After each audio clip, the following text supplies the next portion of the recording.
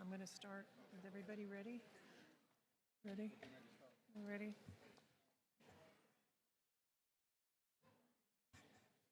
Good evening, everyone. If anyone in the audience requires a headset for Spanish translation, please raise your hand and a device will be provided to you. Member Speracueta. Buenas tardes a todos. Muchas gracias por estar aquí acompañándonos. Si alguien de ustedes necesitan unos audífonos para que se les traduzca al español, por favor levante la mano en cualquier momento y se les va a proveer unos audífonos. Gracias. Welcome to the Palm Springs Unified School District regular meeting of the Board of Education. Today is Tuesday, May 26, 2026. We're so glad you're here with us, whether you're joining us in person or watching along on YouTube. Thank you for being a part of tonight's meeting. I will now call the meeting to order. Can I get a roll call, please? Member Jarrell? Here. Member Espericueta? Here. Member Girardi? Present. Vice President Irvin? Here. And President Cornett. Here, if you'll please stand for the Pledge of Allegiance.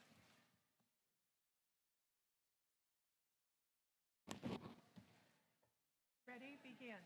I pledge allegiance to the flag of the United States of America and to the republic for which it stands, one nation, under God, indivisible, and justice for all.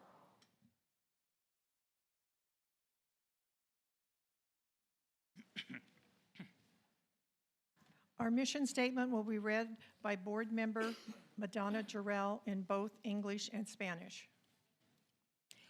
All members of Palm Springs Unified School District are united in our commitment to equity. We create deep, meaningful learning opportunities, build professionalism, and engage parents and community to ensure success for all students. All students graduate with the skills, capacities, and confidence needed to succeed in a rapidly changing world. Todos los miembros del Distrito Escolar Unificado de Palm Springs están unidos en nuestro compromiso con la equidad. Creamos oportunidades de aprendizaje profundas y significativas. Creamos profesionalismo y involucramos a los padres y a la comunidad para garantizar el éxito de todos los estudiantes.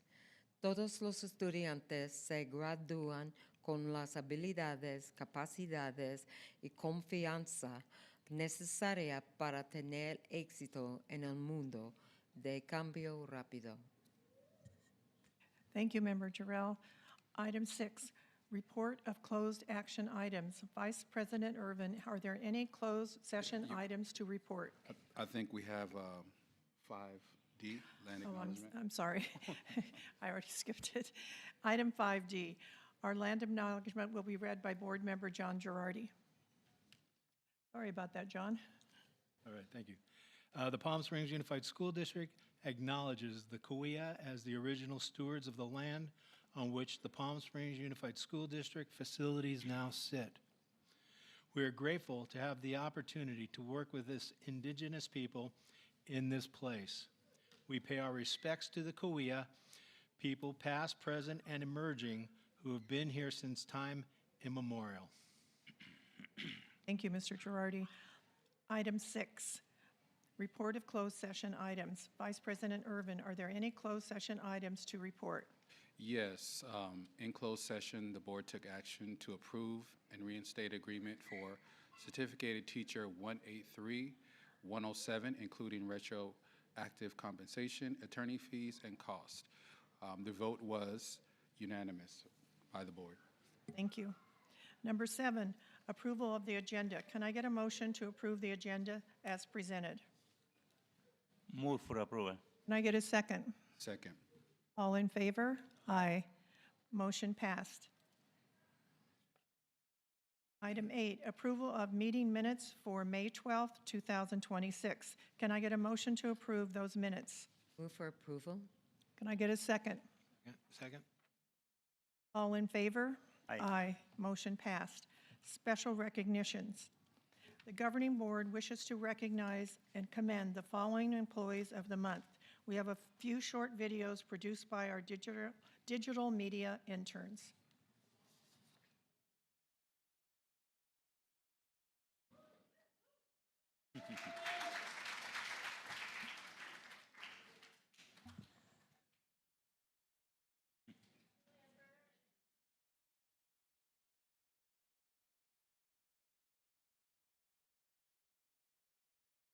We'd like to recognize Amber Mosier for being selected as our Certificated Employee Member of the Month.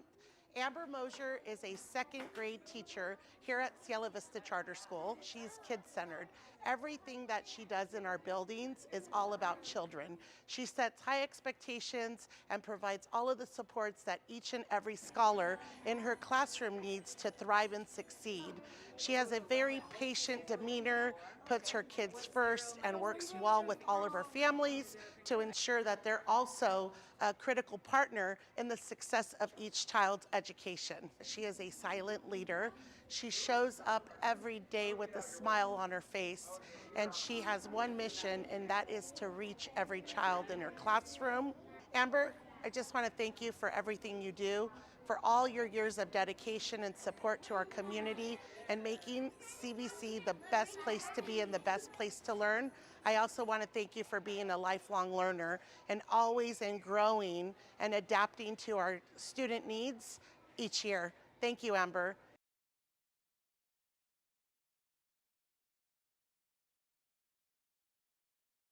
I'd like to recognize Victoria Villarreal as our classified member of the month. She is an asset in the front office, connecting to our scholars, our staff, and our community. She welcomes our families and does anything for each child and each individual that walks into our building. She is constantly projecting ahead and looking out what kids may need or the parents may need, and she's enthusiastic to help.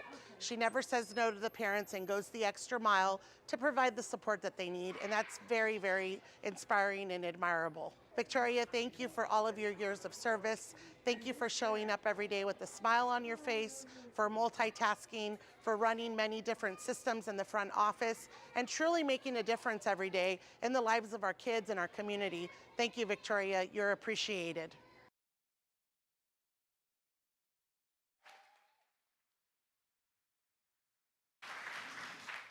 At this time, will the governing board, executive cabinet, and Mrs. Perez Chica please join me at the front of the room?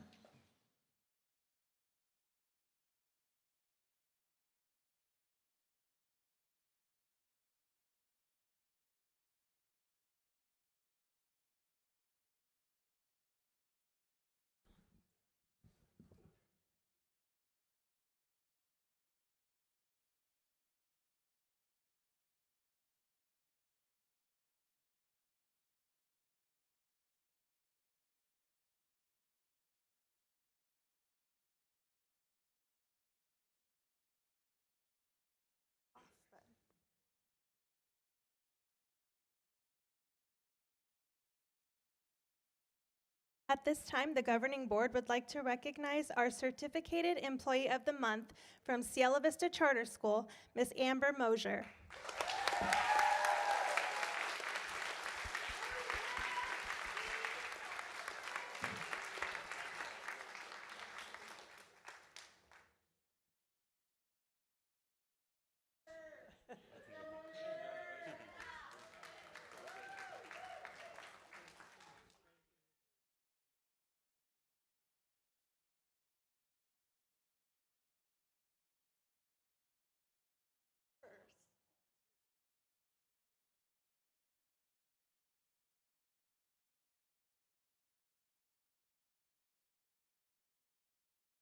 Mrs. Mosier, is there anyone in the room who you'd like to acknowledge, recognize, or invite up to join you? Can you please use the microphone? Scholars, come on up. If you're in Ms. Mosier's class, come be recognized.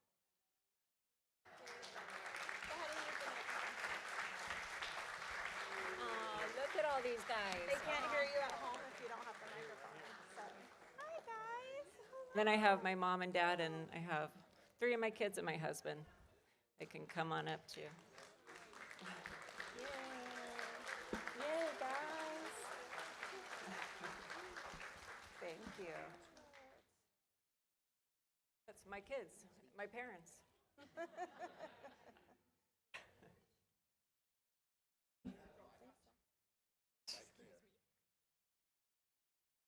Oh, thank you. I'm not going to say much because I'll cry, but thank you. I love being part of Cielo Vista Charter. It's a beautiful place to be every day. I love my job. I love the leaders that I have leading me, make all the difference. My friends that work with me every day, these students that come and fill my life with so much joy, their families, thank you for sharing them with me, and thank you. I'm honored. Thank you.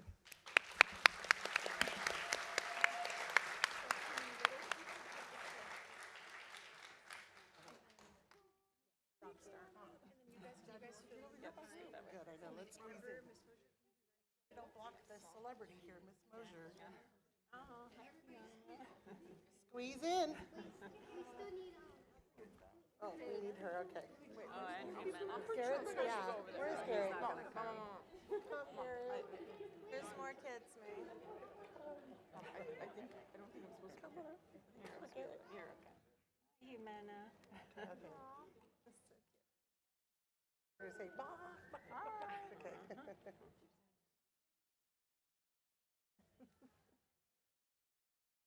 Squeeze. Squeeze.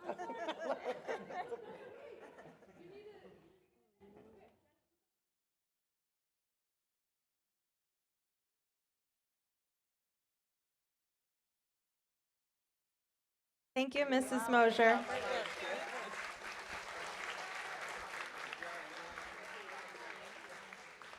Okay, this for you. Oh, yes, thank you.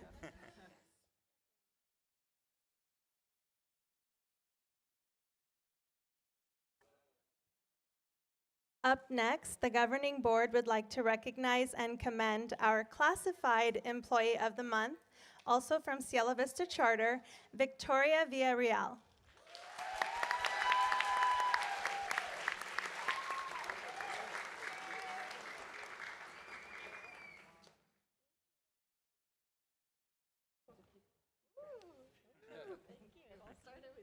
Thank you.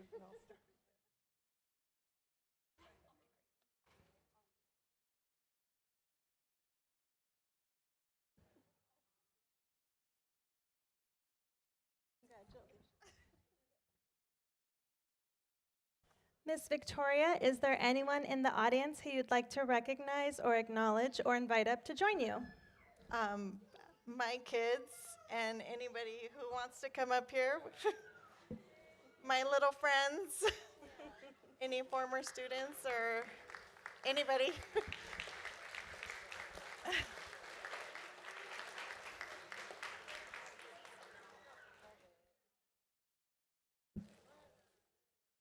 Yay. Thank you.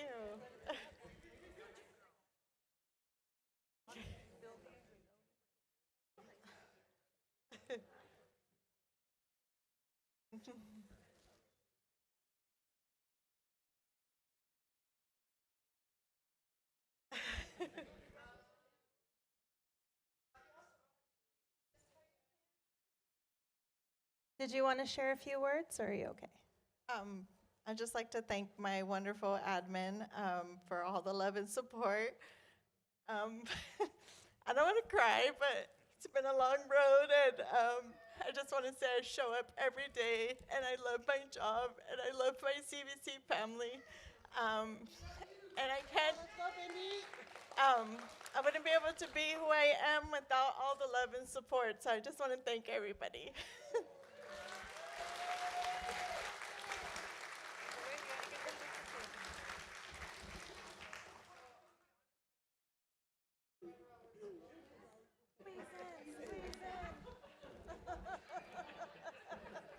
Nice try, Clayton.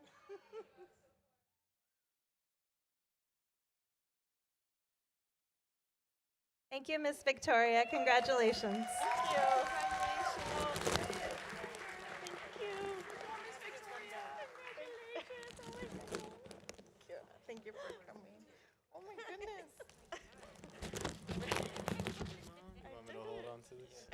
Wait, let me pass this. Oh. Okay, perfect. I need my. Grab my phone. And my phone, because Gabby's on my phone. Okay. Up next, the governing board would like to recognize and commend the following scholars for academic excellence. From Cielo Vista Charter, Silvana Sotelo.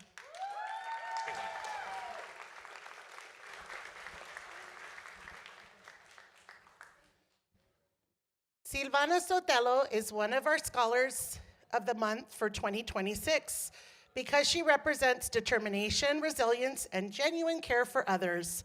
She has made a lasting impact on the Cielo Vista community through her positive attitude, strong character, and commitment to growing both academically and personally.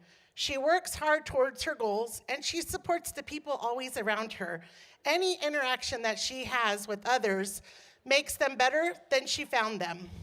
What makes Silvana deserving of this recognition is her ability to see the best in others, to never give up on people, and to remain focused on her goals and aspirations to improve those around her.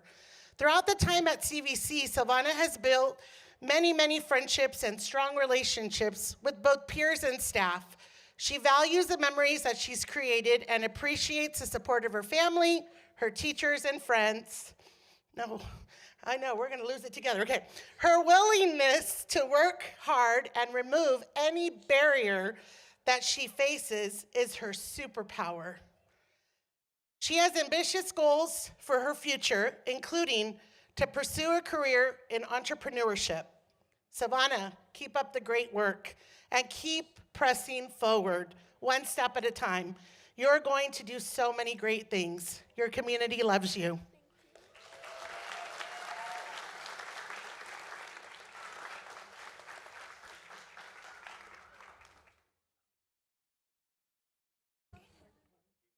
Do you want to invite up your parents or friends? Yes, can I call my mom and my friend Brooklyn, please?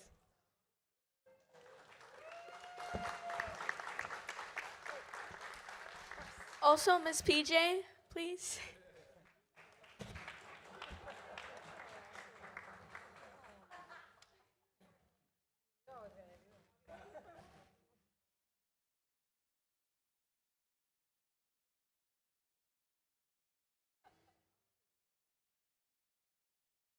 Thank you, Silvana. Congratulations.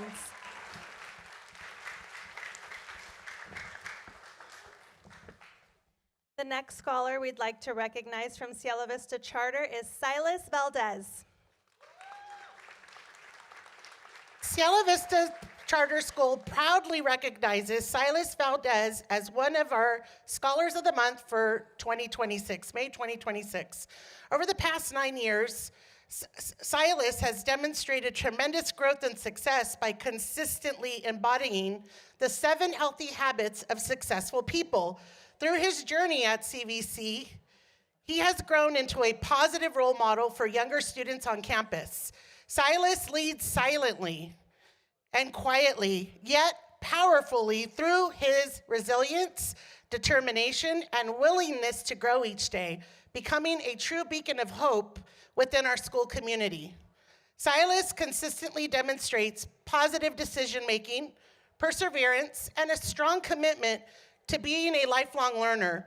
Most recently, he showcased his courage and leadership during our annual CVC talent show, inspiring many others and encouraging many other middle school students to participate and perform alongside him. We are incredibly proud of all of Silas and his accomplishments that he has embraced this year through growth, resilience, leadership, and dedication to success. While we will miss him dearly, we are excited to see him pursue the next goals and continue thriving at Rancho Mirage High School. Congratulations, Silas, on being selected as one of our Scholars of the Month for 2026.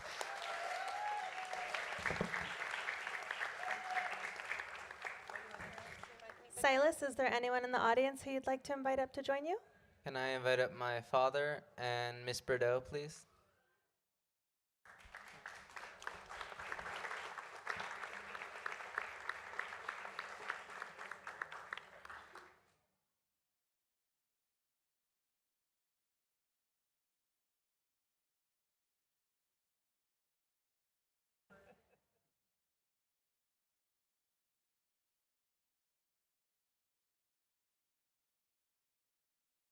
Thank you, Silas. Congratulations.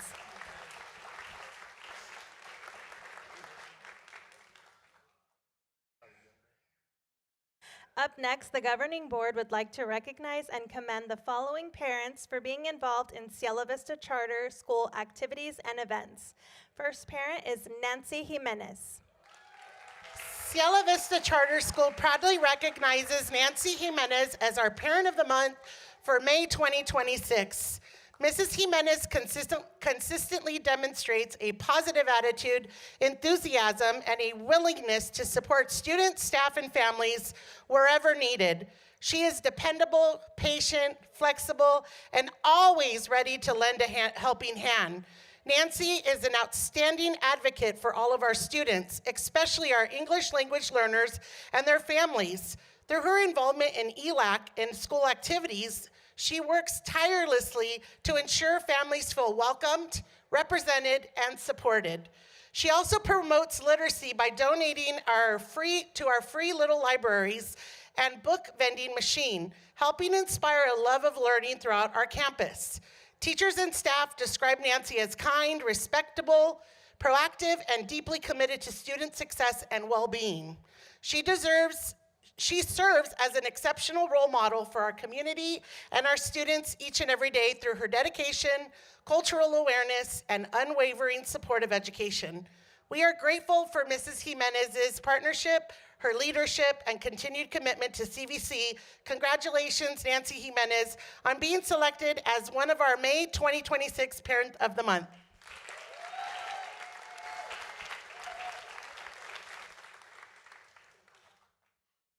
Well, I want to thank everybody because we're all a team and we're all a family. 4 houses, 1 family.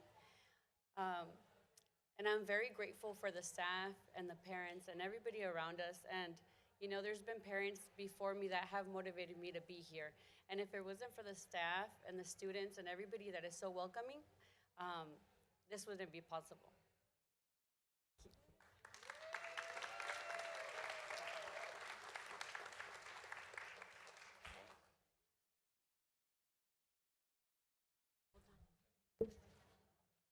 Yes, here. Yes. I want to invite everybody that's been part of my life in this school. So if you feel connected to me, come over. How many of you attended CVC? Where? That's right. A ver, háganse. Oh, thank you. You're gonna be. Yo me pongo atrás.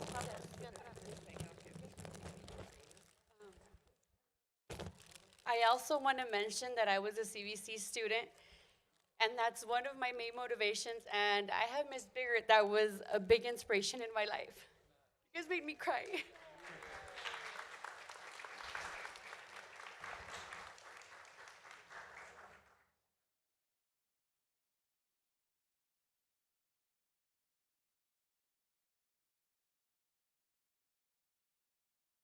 Thank you and congratulations.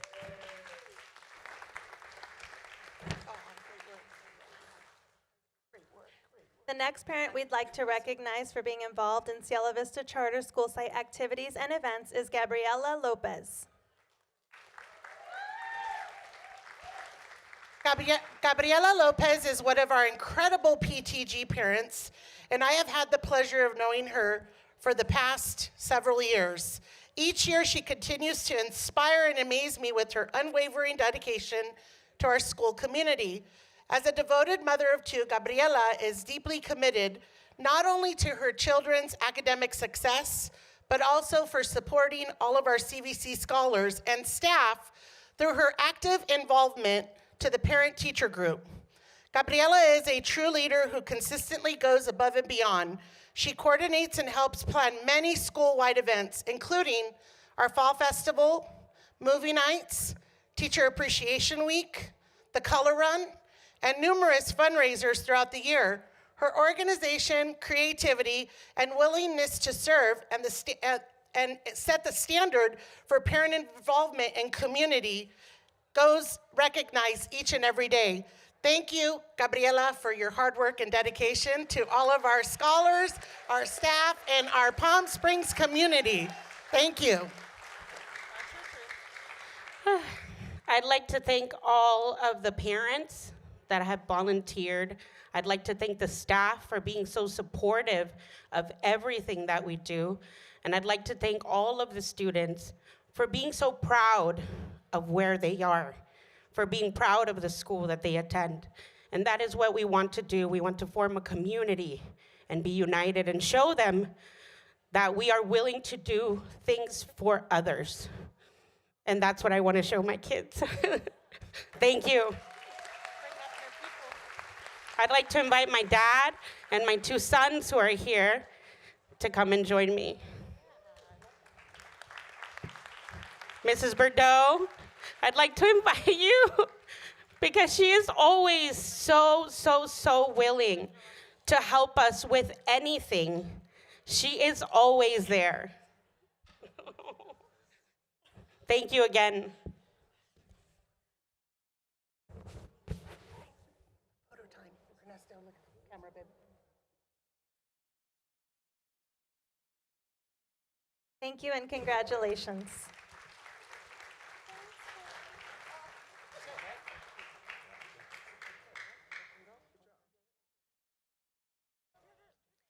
Up next, the Governing Board would like to recognize and commend the recipient of the Board of Education's Making a Difference Award, the Jerry Argovitz Sports Institute program, and here to receive the award is Carrie Argovitz.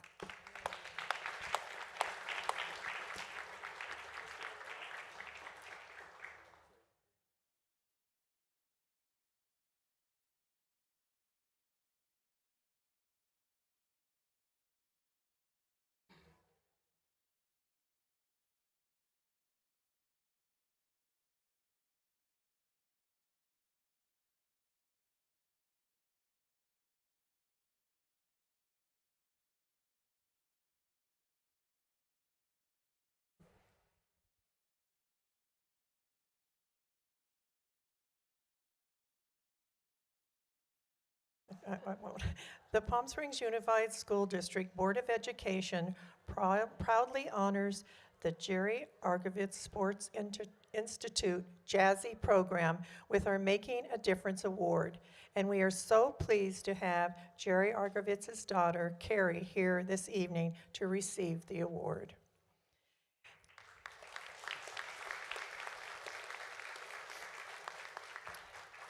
In 2015, former NFL agent, team owner, and passionate mentor, Dr. Jerry Argovitz established Jazzy at Rancho Mirage High School.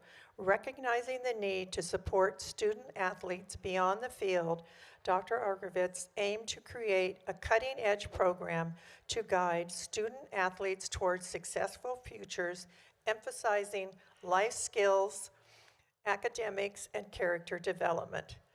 The program later expanded and now also shapes students athletes at Desert Hot Springs High School and Palm Springs High School.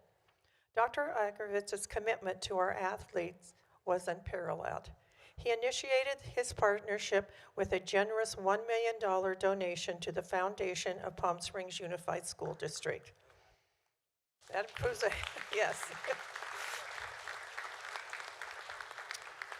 In recognition of this extraordinary generosity, we named the Rancho Mirage High School football complex Jerry Argovitz's Stadium. Beyond his financial contribution, Dr. Argovitz was deeply involved in the daily operations of the program. Until his passing in May 2024, he was a fixture at Rancho Mirage High School, volunteering his time to mentor students. Every Wednesday morning, he brought in guest speakers, organized field trips, and taught vital life skill lessons on integrity, responsibility, and teamwork. The Jerry Argovitz Sports Institute, Jazzy, has made and contributes to make an impact on students by providing them with comprehensive mentoring, career development, annual scholarships, and so much more. The Jazzy program is a true model of making a difference, providing invaluable mentorship and opportunities for future leaders and difference makers. Congratulations to your family. I'm gonna give you this too.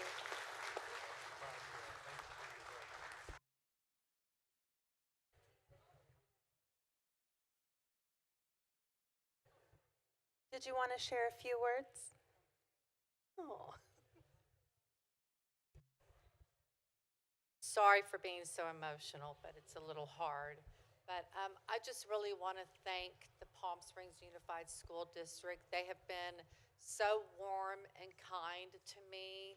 And the kids, I cannot tell you how amazing every single one of them are and how gifted they are and how I am so honored to be here to continue to carry the Jazzy program on and watch these kids thrive and move further into their whatever they're going to do in the future. That's right. Thank you.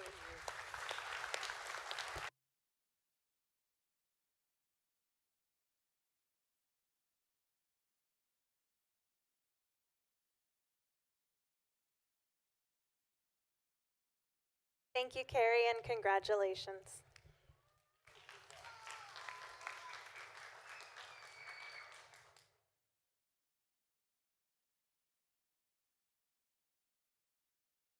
At this time, can Lisa Todd please join me at the front of the room? Congratulations.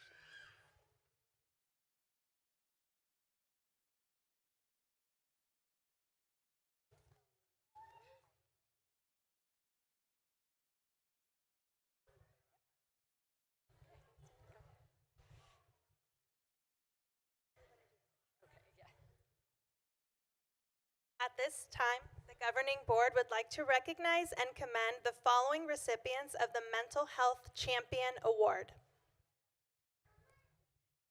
Good evening.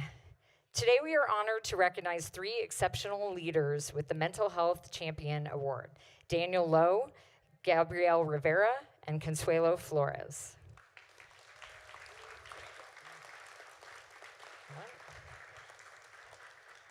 These 3 are our original certified wellness coaches, and each of them has helped lay a foundation for what has become a powerful movement across our district. Through their leadership, creativity, and dedication, they have transformed wellness centers into safe, welcoming spaces where students feel seen, supported, and connected. Consuelo Flores has inspired students through innovative programs that promote kindness, gratitude, and belonging, while empowering student leaders through one of our first Wellness Ambassador programs.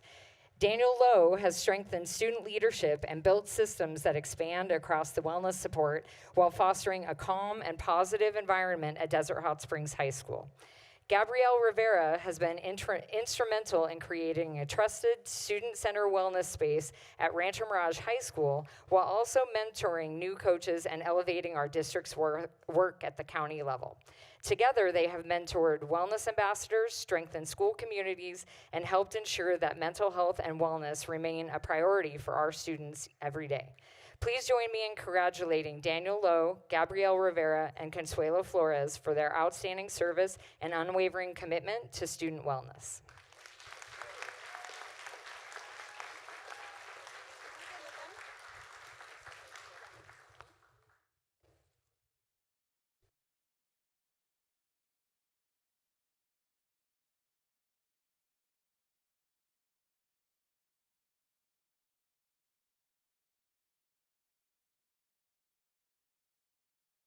Thank you and congratulations.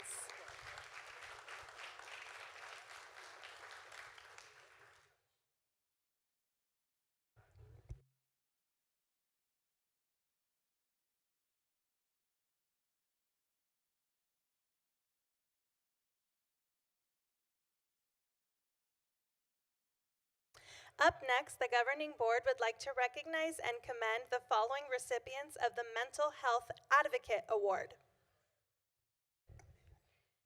Good evening. Again, we are honored to recognize 3 outstanding student leaders who consistently demonstrate how powerfully student voice can impact campus culture. Giselle Villa from Desert Hot Springs High School, Isabella Roman Salazar from Rancho Mirage High School, and Ashley Corleto Lopez from Nellie Kaufman Middle School.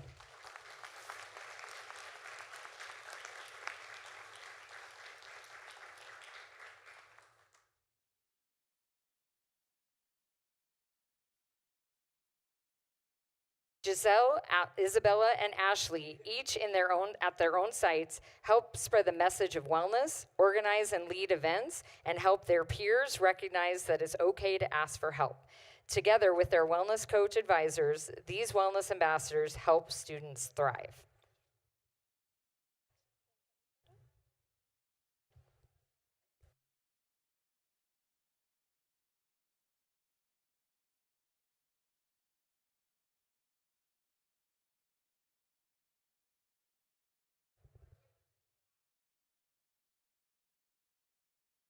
Thank you and congratulations.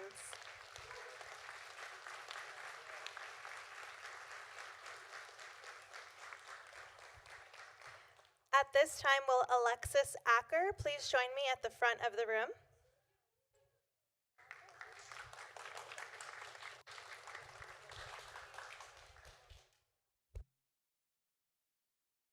The governing board would like to recognize and commend the following graduates of the Palm Springs Unified School District's Teacher Residency Program and Alder GSE. Good evening, everybody. Thank you so much for this recognition this evening. We're so excited. We have 24 graduates, and they are in the following credential areas. So we have 6 that are math, 2 English language arts. We have 3 special education. We have 3 that are science, and 10 multiple subject, 3 of which are dual immersion, receiving their bilingual authorization. And we're so excited. They work daily, hands-on in our schools with their mentor teachers. So mentors that are here, thank you. We love you. This program wouldn't be the same without you. Also, thank you to all of our administrators. They're in our classrooms giving our residents high leverage feedback and helping them develop into the amazing teachers that they've become. I also want to share that this is a grow your own program. So many of them were either students in our classrooms. Some of them actually have their mentor is their former teacher, which is really cool.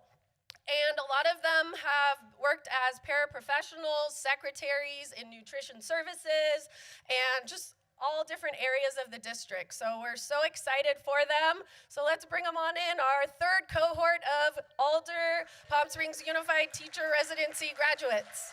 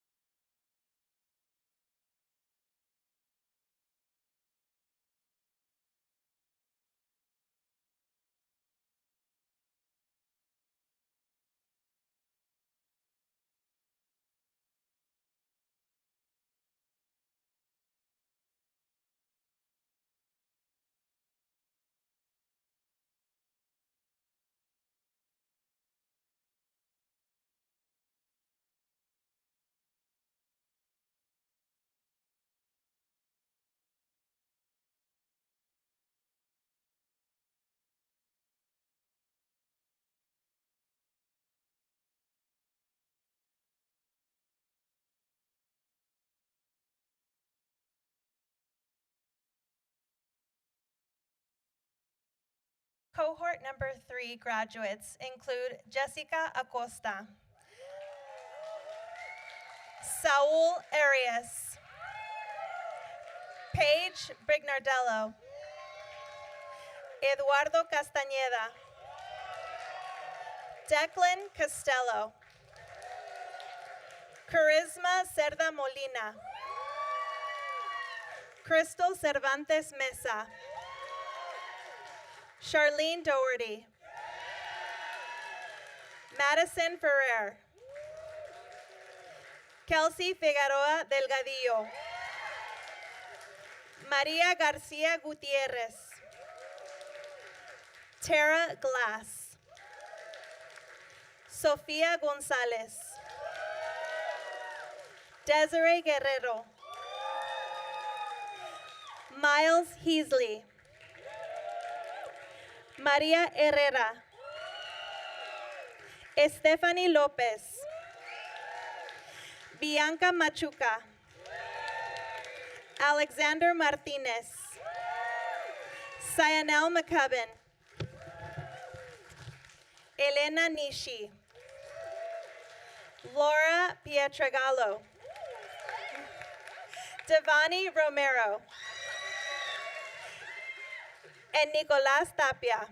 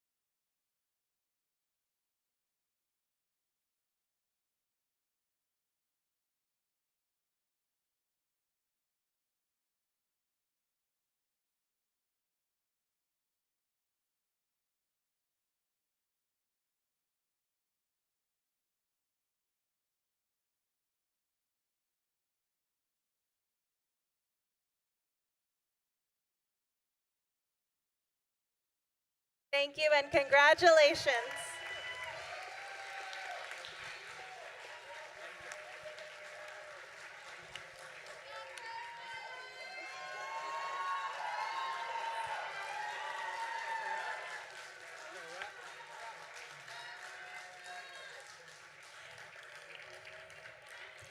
Thank you, everyone. This concludes our special recognitions.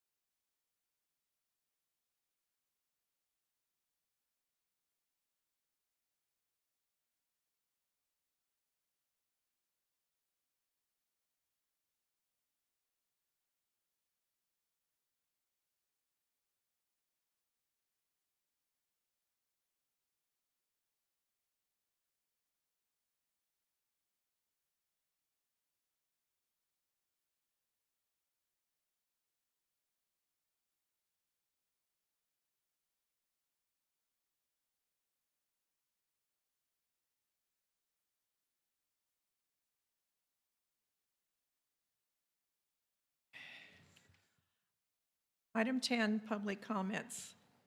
Vice President Irvin, have we received any electronic comments?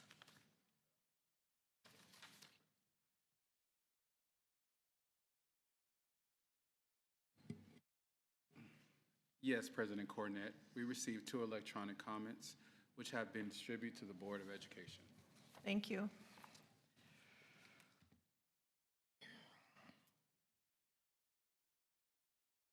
In-person comments. All comments are to be directed to the board, to be under 3 minutes, and shall be devoid of any personal attacks.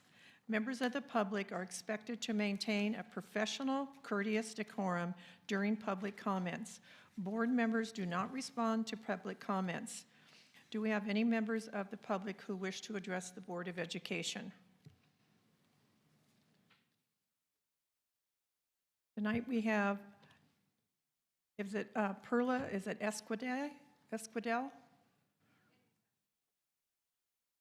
Oh, Elizalde? Oh, sorry.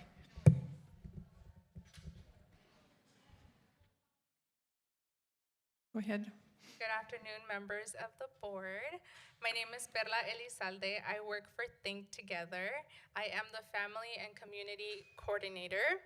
So I just wanted to come on and advertise our Stand Up to Bullying workshop happening this week. So it is happening on Thursday. It's from 4 to 5. It is in our Think Together office. It is here in Palm Springs, and we are going to be talking about bullying, the signs of bullying, and some resources for parents. Anyone is welcome, and I just wanted to go ahead and let everyone know. That's it. Where is your Think Together office? It is on 77E Tahquitz Canyon Way, Palm Springs. Thank you. Thank you. Next up, we have Stacy Brennan.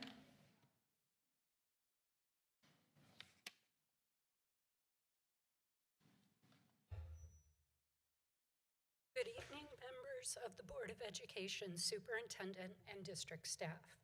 My name is Stacy Brennan, and I'm here tonight not only as a teacher from Desert Learning Academy, but also as a parent whose 2 children graduated from DLA.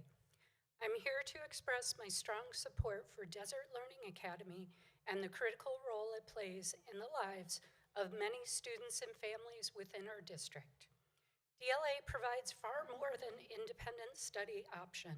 It offers a supportive, flexible, and student-centered learning environment that meets the unique academic, emotional, and personal needs of students who may struggle in traditional school settings. For my own family, DLA was life-changing. My daughter came to DLA during a difficult time in her life. She was struggling with depression, mental health challenges, and was falling behind in credits in a traditional school environment. At DLA, she found a place where she felt supported, understood, and safe.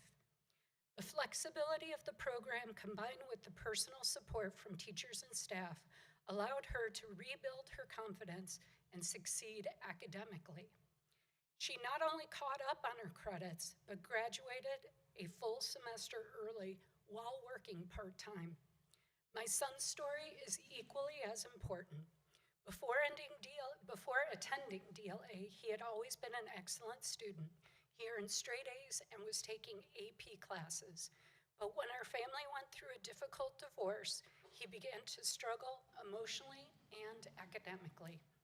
The stress and instability affected every part of his life, and he went from being a thriving student to failing classes.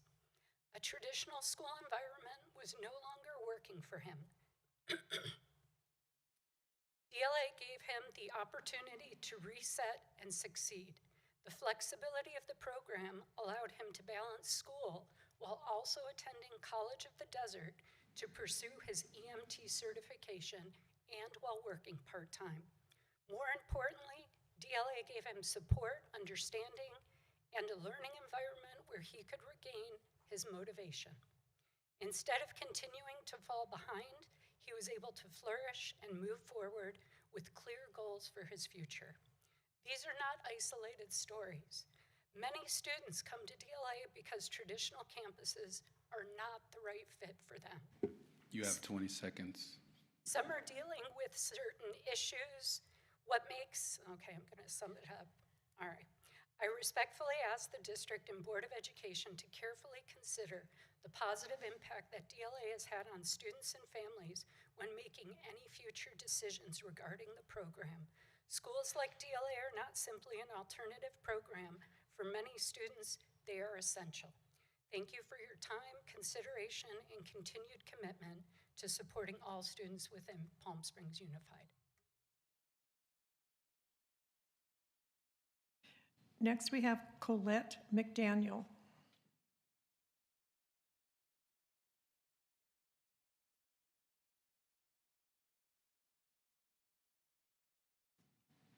Desert Learning Academy changed my life. My name is Colette McDaniel. I was a student in the Palm Springs Unified School District. My dad, Dr. Brian McDaniel, works for this district. When I was 12, I struggled with depression, anxiety, and had attempted suicide. I went to a psychiatric hospital and was placed on medication. The medication caused rapid weight gain, hallucinations, dissociation, and would make me pass out. Because of this, I could not go to a regular school. I tried Mojave River Academy, but the program didn't work for me. Days blended into each other, and I couldn't stick to a schedule. I also couldn't go to a regular school because I had a plethora of doctor's appointments that I had to attend throughout the week. Not to mention, I would randomly pass out and forget who I was and where I was. There were a lot of ambulance rides and hospital visits during this phase of my life. I attended Desert Learning Academy, and this allowed me to interact with people my age on days I didn't have psychiatric or medical appointments. I was able to start a fundraiser for a nonprofit organization called Wyoming Wildlife Advocates. This gave me something to focus on and a reason to keep going. I promoted from middle school to high school at DLA. When I started high school, I still struggled with my mental and physical health. The passing out didn't end, and I would have panic attacks regularly. I completed a band camp over the summer and 11 days of high school at Rancho Mirage High School. Then I went to a psychiatric hospital. From there, doctors decided I had been in and out of the hospital too much, and it was time we tried a level 12 facility. I wasn't there long before I was transferred to another level 12, and then transferred to a level 14. For those who are unfamiliar with these terms, a level 12 is a highly structured live-in facility for teens who need consistent supervision and intensive therapy. Staff are always present, daily routines are tightly controlled, and the focus is on stabilizing serious emotional or behavioral issues. At a level 14 is even more intensive. The highest level of care before hospitalization is for teens who are a danger to themselves or others and need near consistent one-to-one monitoring. With a locked or secure setting and immediate crisis response, I was away from home for over 2 years, turning both 15 and 16 in these facilities. I didn't even know what COVID was since it had happened while I was away. When I came back, I was in I was a junior in high school who could not be in a regular high school classroom. I was unstable and unpredictable. I no longer had fainting episodes, but I still struggled with emotional and behavioral issues. I went back to Desert Learning Academy and was able to take choir and band at Rancho Mirage High School. When in treatment, the schoolwork they gave us did not compare to regular high school assignments. My parents and I were told that I would not graduate high school. Oh, hold on, sorry, my phone moved where I was. That I would not graduate high school. That wasn't the case, though. With help from Desert Learning Academy, I graduated before the seniors as a junior. I got to walk with Rancho Mirage class of 2022 and started college the same summer. I got my first associates in psychology at 19 and my second associates in child and adolescent development at 20. I am now married with an 18-month-old son. I have had the opportunity to be a makeup artist, spotlight operator, stagehand, behavior technician, and ambassador for a company called Autism Learning Partners. I live a life I am proud of, and I'm so grateful that I survived adolescence. I designed a new style of infant clothing and I have a patent and trademark. I'm working on getting it produced and plan to audition for Shark Tank in January 27. My brother also graduated high school at Desert Learning Academy. He also graduated early. If he had stayed in a regular school, he would have lost out on half of his $60,000 bonus for joining the Navy. He also now lives a wonderful life, and we both have Desert Learning Academy to thank for being a doorway to a brighter future. I'd like to end with 4 questions. What are you hoping to achieve in shutting down Desert Learning Academy? Are you prepared to handle the inevitable consequences that students in this school district will face due to your decision? Where do you plan for students who don't thrive in the typical school experience to go? And where would you have told me to go if I had to return to your classrooms when I got out of the level 14 facility, if you didn't have Desert Learning Academy as an option? Oh. Thank you so much for your time. Thank you. Next, we have Dr. Ray Franz.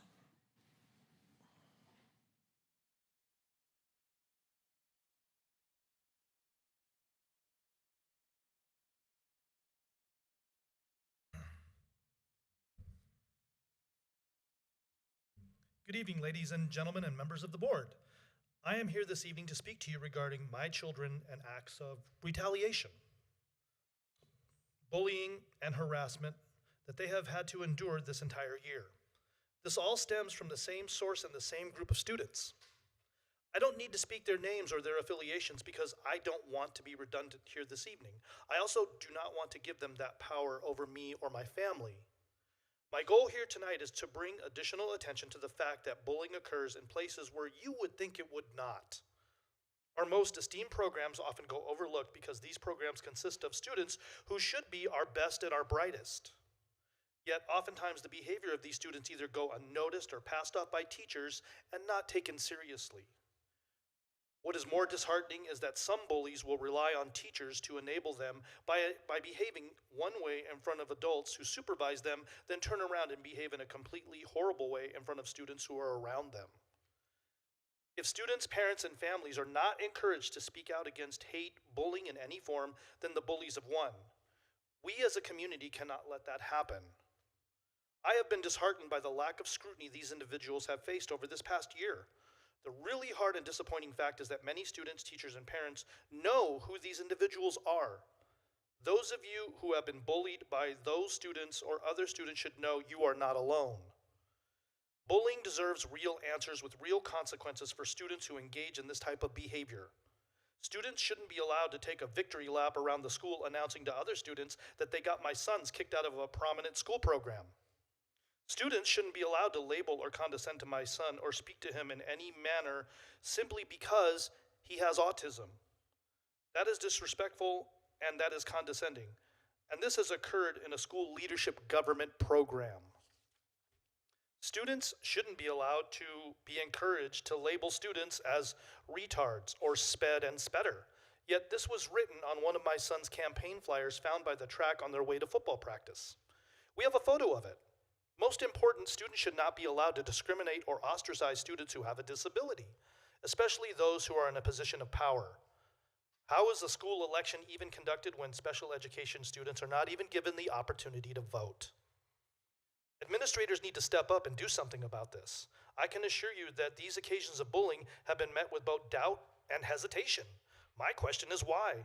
Last week, my family was stalked, targeted, and verbally attacked by the family of one of my son's consistent aggressors. You have 20 seconds. Where is the oversight? Where is the accountability? Do things need to escalate to the point where something tragic needs to occur to a member of my family? The district has been talking about equity for some time. Does equity only apply to certain students and their families? It seems that the same students seem to always be given a pass when it comes to their behavior while others get targeted. In closing, I would like to say, where is our discipline policy? What happens to those reported incidents of bullying? What is the recourse for families when our schools and our district have failed us as parents? Thank you.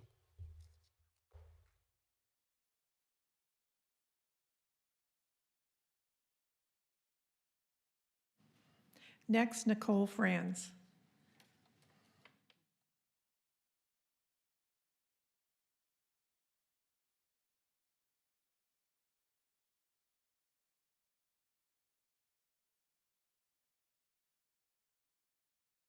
Good evening, board members. Sorry, I'm losing my voice a little bit. My name is Nicole Franz, and my children attend Cathedral City High School. And I'm here to also talk about retaliation. Retaliation happens far too often, but it is not talked about enough. Most parents do not speak out about wrongdoing because they fear of what will happen to them or their children. Today, I am not afraid. Whether it's bullying, discrimination, harassment, cheating, unsafe behavior, reporting is not easy. In my case, instead of being supported, I faced retaliation on multiple occasions. Retaliation can look different in many situations. It could mean rumors, threats, loss of opportunities for my children, or people simply turning against you or your children in their school setting. Not providing them supports or encouragement or access to the same experiences as other students. In my personal experience, it looks like being treated rudely by some staff and teachers, being called out of my name by offensive insults by those individuals. It could also look like failure to report my children's attendance correctly or refusing to report my children's attendance at all. Another example could be spoken to in a disrespectful manner by some office staff. It could also look like my child not being allowed access to his medical equipment by school nurses. It could also look like being given access to the main school office by a different entrance than everybody else, so nobody would see me enter. Or not having my phone calls or emails returned.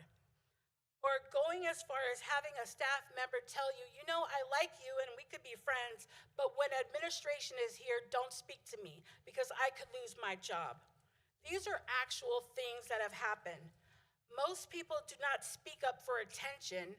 They speak up because something is important and it matters. Creating a safe environment means more than encouraging people to report problems. It also means protecting those who do. I think this is where the district has failed me and my family. My children have voiced their personal experiences. As a parent, this is deeply concerning. I am troubled that my children are in a district that boasts of equity and inclusion for all. But what happened to accountability? Each of us has a role to play. We can all refuse to participate in bullying or exclusion. We can all stand behind the parents and the students who are being treated unfairly. We can teach others that You have doing 20 the right seconds. thing should never come with a punishment. Real strength is not silencing people. Real strength is creating environments where honesty is safe. Tonight, I encourage parents, teachers, and students to speak up against wrongdoing, support those parents and staff who do, and hold people accountable for their wrongdoing. Most importantly, never allow retaliation to become more powerful than the truth. Thank you so much.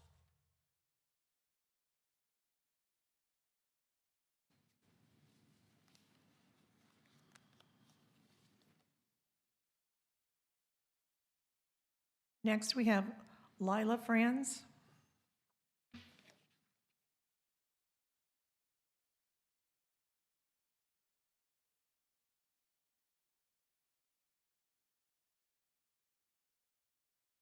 Hello and good evening. My name is Lila Franz and I am a sophomore at Cathedral City High School.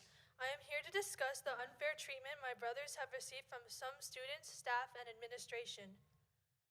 My brother Tristan was faced enough to stand up for a student who faced a medical emergency last year during an ASB trip. Because my brother showed courage and integrity, he has been targeted, harassed, and humiliated by current ASB members. My other brother Taylor was also been harassed by the same individuals because he has a disability. The same students who have tried to intimidate and scare my brother Taylor, and he has autism. He is still a person. He is just someone who sees things differently. People on the spectrum know exactly when people are being rude or mean to them. I don't understand how these particular students are allowed to treat my brothers this way. Students who are in student government are supposed to set a positive example for everyone on campus and make them feel welcome and included. Tristan and Taylor have not been to class for over a month.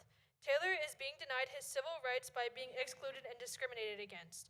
According to the federal government, bullying or harassing a person with a disability is considered a hate crime.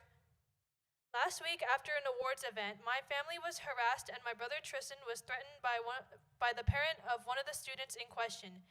He was threatened to hurt my brother physically. I felt scared and worried about the safety of my entire family.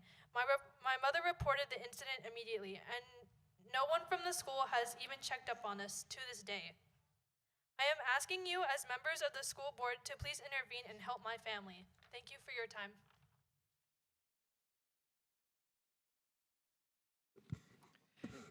Next, we have Tristan Franz.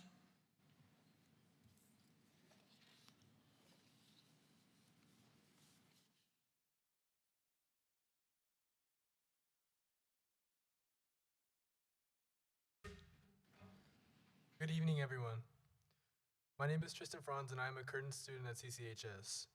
I'm here today because I would like to share with you what happens when you have courage and integrity and stand up for someone who needs support. I spoke out in reference to the Disneyland trip that occurred in November 2024. Since then, I have faced retaliation from teachers, staff, and students.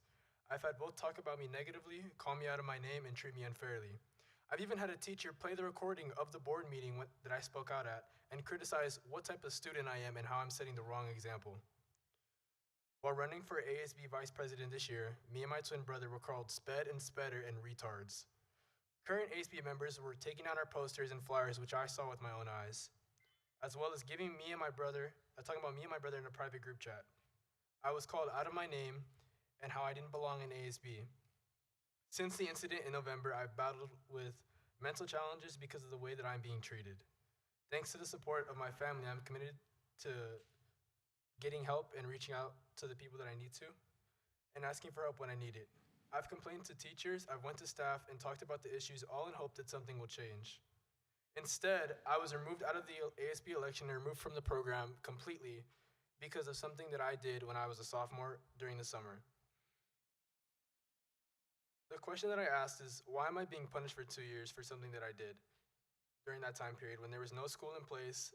I was told that I violated their code of conduct, yet the individuals who keep retaliating against me are not held to the same code of conduct. I continue to be treated unfairly by teachers and staff. The people in ASB are now targeting my brother. The individuals in ASB are now targeting my brother. These individuals also remove students due to personal reasons and not because of their work ethic. It has gotten so bad that one of the parents of an individual in ASB threatened me personally and me and my family after a school event. He told me that he would beat my ass and call my mother out of her name multiple times and threatened to cause physical harm to me. This is now twice that my life was now threatened here at CCHS and nothing was done about it. Regardless of all of these things, retaliation and being threatened, I still continue to speak up in hopes that something will change. I will continue to do so, and my voice will not be silenced. Thank you for your time.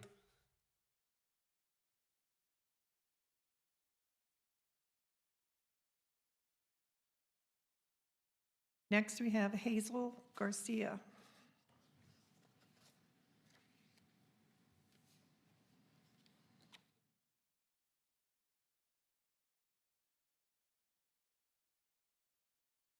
Mental health is known to be valued at CCHS. It shouldn't be looked over. So in saying that it shouldn't be looked over, let it be known that I have been looked over, and so have my friends. For almost 2 years, actually. I have faced extreme backlash and mistreatment since November of 2024, when on my 16th birthday, I faced a medical emergency on a school trip, where no chaperone was able to be contacted. There was alcohol involved, not to forget. Since that event, I have been mistreated by teachers and students along with my friends, especially when this particular event was blasted on the news with my voice, and just because my name wasn't stated doesn't mean that people couldn't find out who I was.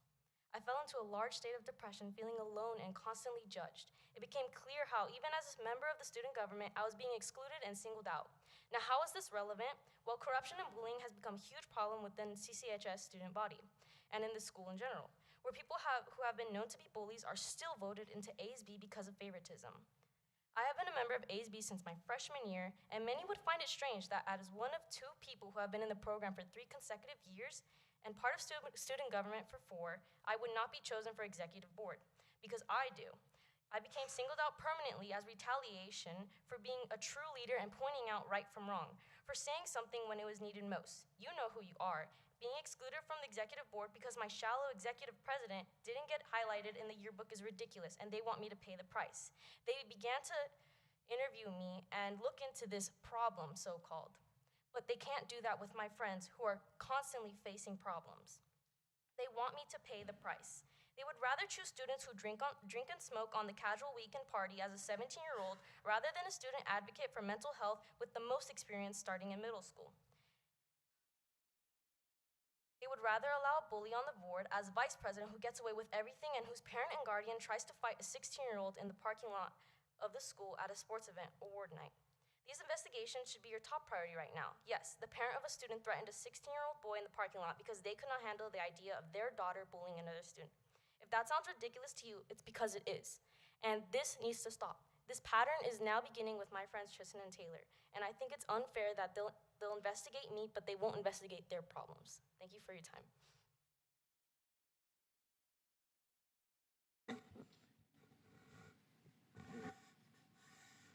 Is there anyone else that would like to speak to the board?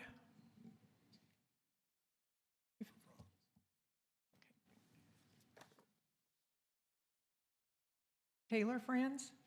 Okay.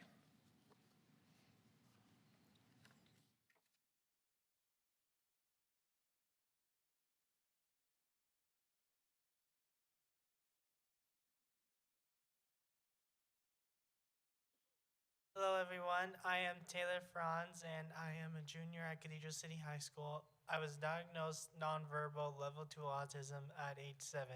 For almost 10 years, I've been working very hard on things that were a challenge for me socially, and I have been working on my communication. Autism is not an illness. It also doesn't mean that there is something wrong with me. It simply means my brain works in a different way. Some autistic people need a lot of support in their daily life, while others, like me, need a little support. Autism affects communication, social interaction, behavior, and how someone processes emotions. The one thing that teens with autism want is to be treated fairly and have access to the same opportunities and experiences as everyone else. I wish I could tell you that has been my experience, but it has not. Within the school year, I've been taunted, bullied, and made fun of. Most recently, I've been referred to as a retard and a sped kid in my ASB class. I've been mocked, intimidated, and humiliated by students who are supposed to be represent the best example of what a student should be. Not everyone can join ASB. There is an interview process. I have been told that I might be the first person with a disability to be in this program. I am proud to go to Cathedral City High School and always show my school spirit. My 3 years of high school, I have consistently maintained a 4.0 GPA. I have never had any incidents of being disrespectful or had any behavioral problems of any kind. I've played multiple sports. I joined clubs, and I've been admitted into this year's Berkeley summer program. I reported incidents of bullying by the same students for over a month with no improvements. I have stopped attending that class because of the effect it has on my mental health. My parents have asked for help, and we have gotten no support. The behavior still continues. I am asking you to help me. Please help me. Please allow me to access to FAPE, and please hold these students accountable that I can have a safe and inclusive experience in my ASB class. Thank you for your time.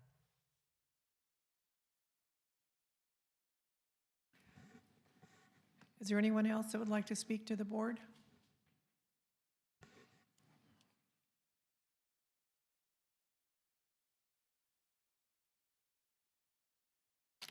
Okay, number 11, employment agreements. Item 11A, approval of salary and employment agreement of principal of Palm Springs High School, OE-4.4. Mr. Clayton Hill will introduce the new appointment. All right, good evening, Board President Cornett, esteemed board members. It's my pleasure to recommend Dr. Anthony Rice for the position of principal of Palm Springs High School. Dr. Rice, if you could please join me up there.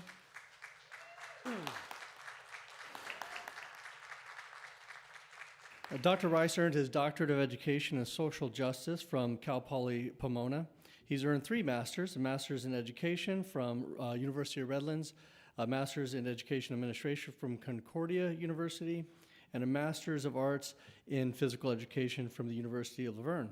He also has a Bachelor of Science for Physical Education from the University of Laverne. Dr. Rice has taught both in the middle and high school levels. He has served in a variety of leadership roles throughout his 26 years in education, including as an athletic director, dean of students, assistant principal, principal, coordinator, and currently he's the principal of March Mountain High School and Moreno Valley Unified. Dr. Verdi, the assistant superintendent of human resources for Moreno Valley, has stated the following: Dr. Rice connects well with all members of the learning community. He leverages these strong relationships to impact change and increase parent involvement. Dr. Rice is a bridge builder with success in working with all students. Welcome, Dr. Rice. Please address the board and introduce any guests that may be here tonight. Good evening. Thank you for having me, distinguished board, superintendent, and cabinet. Thank you guys for having me today. I'm extremely excited. With me today, I have my lovely wife. Let's go ahead and stand up, Yolanda Rice. Then I have my family, Dr. LaFay Platter with me today. And so I wouldn't be here if it wasn't for her.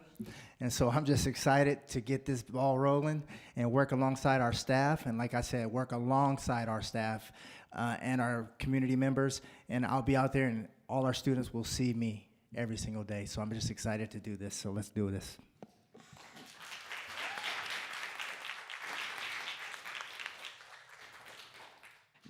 Can I get a motion to approve the following employment agreement? Employment agreement with Dr. Anthony Rice, principal of Palm Springs High School, salary schedule 223, column 8, step 21, effective date July 1, 2026. May I get a motion to approve? So moved. Can I get a second? Second. Are there any questions? All in favor? Aye. Aye. Motion passed. Congratulations.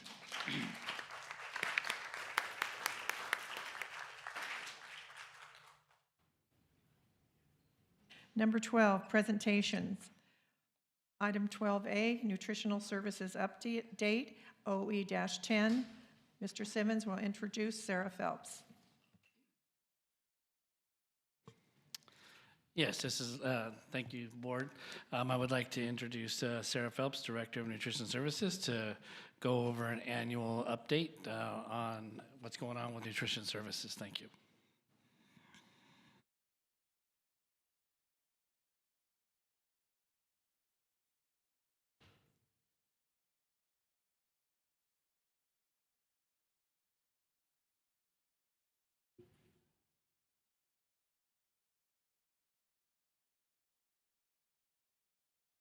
Good evening. Thank you for having us here tonight. I have a couple of my team members here with me as well. I have Adam Brown and Jen Brown here joining me tonight. So thank you for hearing a little bit about nutrition services, what's been going on this year. Okay, let's see here. So tonight I want to talk a little bit about our staffing, some of our meal participation, our grants, and some equipment updates, and some more highlights about what's been going on with our department this year. Our department, we have 160 employees, and I am very proud to say that we are independently funded. So we just have a great team, and it's just 100% funded through nutrition services. We are not part of the general fund, so great teamwork here. Nutrition services, we are very proud to be healthy school meals. We are very consistent with our USDA meal guidelines that we follow. One of our guidelines that was updated this year was to lower our sugar in our cereals. So our sugar in our cereals had to be lowered by 25% this year. So that was one of our main focuses this year, was to go through and revamp our cereals this year. And so we went through and had to reevaluate the cereals in order to provide lower sugar cereals to our schools this year. But it's very important for us to be able to stay up to date on the nutrition balance, whether it's sodium, it's sugar, fats. We stay up to date on all of our USDA regulations to make sure that we are balanced for our kids.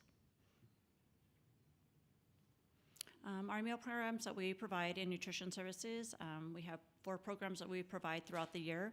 We have our school breakfast program, our national school lunch program, our supper program, and now we're getting ready to start our summer meal program, which will be starting just as of June 8th. So school ends on that Friday, and we start our summer meal program on Monday.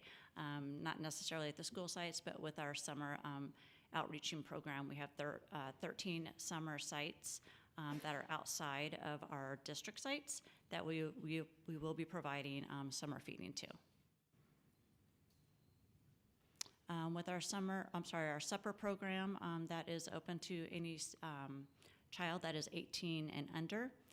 It could be a student that is going from, say, an elementary student is going to a high school to pick up their older sibling.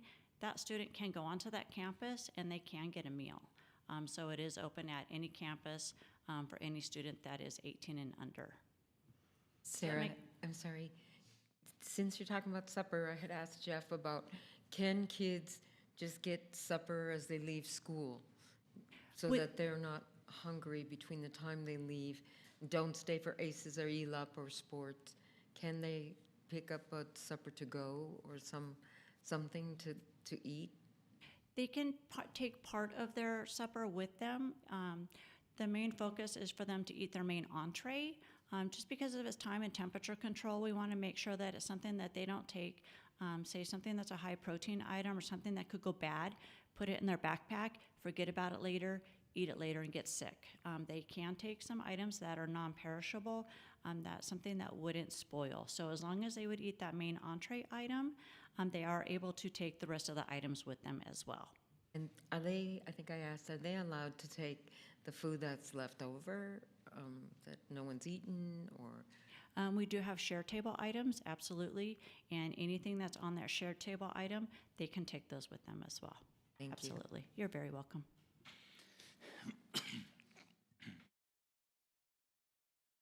So far, year to date with our meal participation, this was as of May 20th, we have served 3,123,400 meals this year. So I do have a breakdown for you folks that goes for each elementary, middle, and high school that I will share with you. But this was as of May 20th. We will be, I would expect to be, probably right around 3 million, probably 300,000 by the end of the school year. So it's very exciting to see the numbers at the end of the school. We have been gaining some different points of service throughout our district. We've been expanding different points to be able to reach the kids across campus. Some of the examples of our points of service is, say, at Rancho Mirage High School, we have the golf cart. At Desert Hot Springs High School, we have different mobile carts that go out in the different hallways in the across campus. At the elementary school sites, we also have carts that go across campus to help service the kids, whether it's like before with breakfast. We do that with the breakfast, but as far as the middle schools and high schools, we do have the other carts that can help out for the expanded points of service too. And it has helped out at the various high schools, especially with the campuses being so large, for the kids to be able to not have to go always to the kitchen or to the cafeteria to be able to get those meals. They are able to get food that's on where they want to be able to hang out with their friends. So that has really helped out to be able to reach out to our kids to get those different meals. And it's not just, 1 or 2 items. There's 5, 6, 7 items that are on those different carts for them to be able to choose from, to where it's not just a single thing that they're stuck with. They have, hot items, they have cold items, so it is a wide variety of items for them to choose from. One of the programs that we have had that I'm very, it just brings so much joy to me is our Fresh Fruit and Vegetable program. It is a grant program, and it is something that is approved through CDE. This year we are lucky to be able to have 5 sites approved. We are hoping to have more sites approved in the future. Again, it's approved on an annual basis. This year we had Rancho Mirage Elementary, Kauai, DSL. Oops, I have Kauai on there twice. I'm sorry. Julius Carsini, and let me think. Cabot Yerxa. Thank you. And we have those 3 times a week. And it can be anywhere up to 5 times a week. What we tend to do is, our goal is to do fresh fruits and vegetables that are not on our regular meal program. So we try and do exotic fruits and vegetables. We do nutrition education with it, and just really try and teach the kids something that they wouldn't normally see in the store.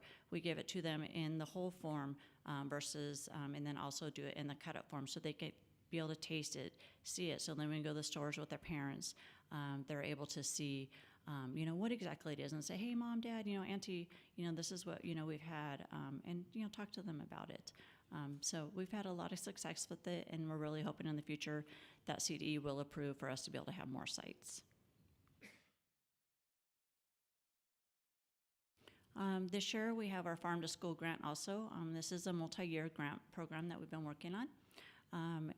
We have our hydroponic gardens, which is our indoor garden space. And if you guys want to come over to our office, we have one in our office, but we also have some at the school sites. The hydroponics are the indoor grow gardens. And we also have some of our outdoor grow gardens. At Catherine Finchy, we have the indoor garden. At Rancho Mirage Elementary, we have an indoor garden. Plus also we have the outdoor gardens, which is one of the pictures that's listed here. Sunny Sands, we have a hydroponic. And Nellie Kaufman, we have a hydroponic. And Palm Springs High School, we have their hydroponic. And of course, they have their outside garden. And we're going to also be helping them to revamp with some more outdoor garden beds as well.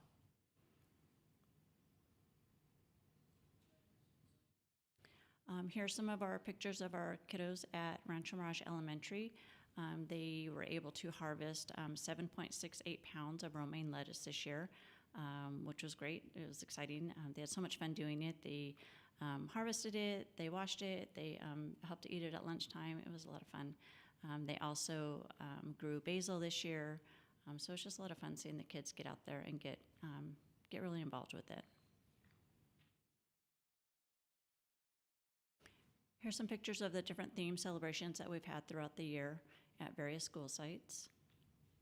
The kids just really get involved in it, and they really enjoy when they're able to go through the lines and they're able to build their own meals themselves. It really gives them a sense of just independence and to build things.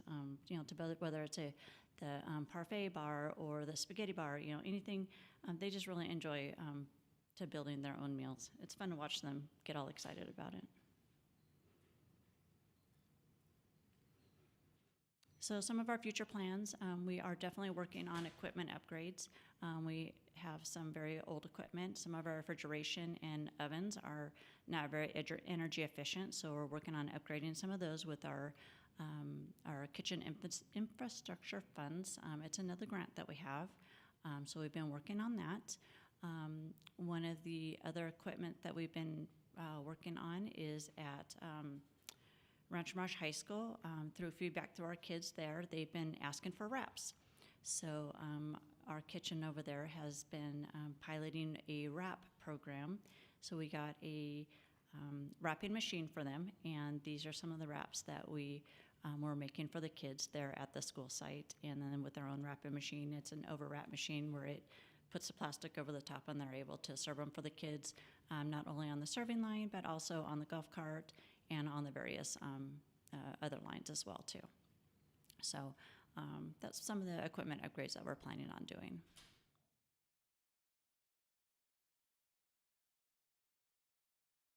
And that's it. So thank you so much. I appreciate your time tonight.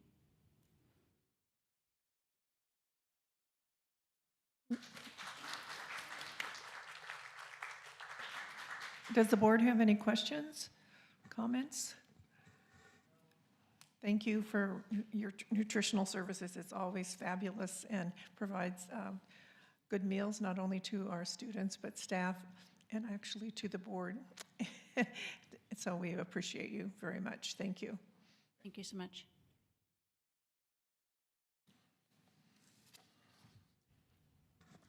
Next, we have 12B, Educational Services Program Update, OE-11. Dr. Kovac will introduce Lisa Todd.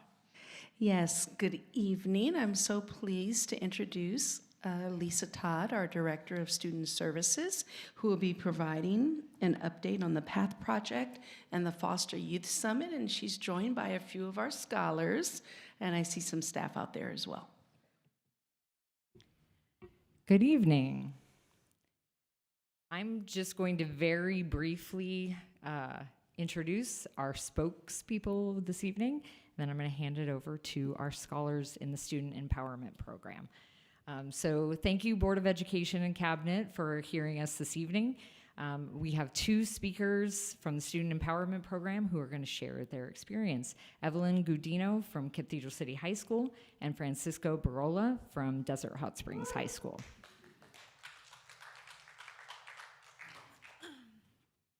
Are you going to do the clicking? Okay.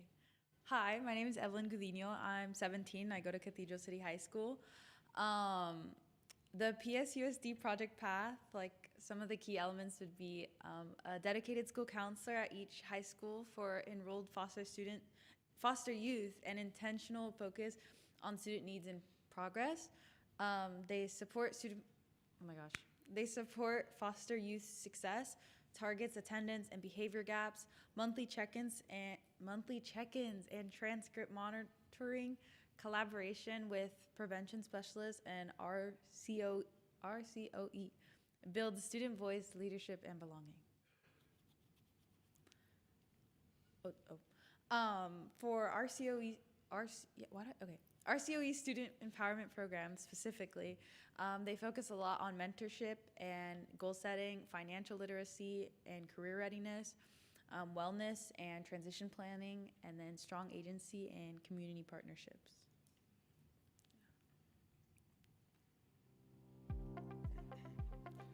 Hello, I'm Francisco Barola. I go to Desert Hot Springs High School, and I'm a junior. This slide shows some of the students. Half of them are here. Isaiah, Claire, Israel is not here, and Isaac. All of us in the PSUSD Palm Springs District, we were all lucky enough to be chosen to be a part of this program. And some of the chaperones, Bianca, Isaac, Deanna, they've been the best counselors, the best people that we could have ever asked for to help lead us through this journey of this program, and it's been the best. We were asked to answer a couple of prompts, nothing crazy, just how this program has been this year, and I'll read it to you, one of my answers. To describe my experience in the Foster Youth Empowerment Program this year, I would have to say it's been life-changing. This program offered us, as foster youth, so much real-life experience, wisdom, and the opportunity to learn from other people's personal experiences. This whole program, a new app, and meeting experiences have created for foster youth by foster youth. One of the most meaningful parts of this experience was having a variety of guest speakers who are willing to open up their hearts and share their experiences, both good and bad. Yes, one thing I have to say, being able to have this whole program and everyone coming from all over, I don't know where, but meeting in Riverside with a bunch of people coming over and just talking to us about how everything we've been through doesn't have to define our future, and that we can build a new path, all of us, a new path for a better future, and being able to graduate. Like a lot of us sometimes, me personally, I never thought I would be able to go to college or do anything like that, but this program, these people have taught me a lot and helped me grow in ways I would have never thought. And so Evelyn and Francisco were elected to speak. We do also have a few statements in videos, so we'll play those next. My experience has been amazing. I've made a lot of new friends. I've learned a lot about what I want to do for the future, and I decided that I want to go to college, and I've been more outgoing. It's helped me talk to more people, and I ended up joining sports and doing more activities with friends. The support I get after graduation is explained and useful. I was also connected with someone to do an apprenticeship to become an electrician. Being in this program have given me like a lot of post-secondary options for going to school, and I have decided to attend San Francisco State in the fall, and I have been contacting my counselor for some help with the Guardian Scholars for housing in the winter, and it's been very beneficial for my financial need.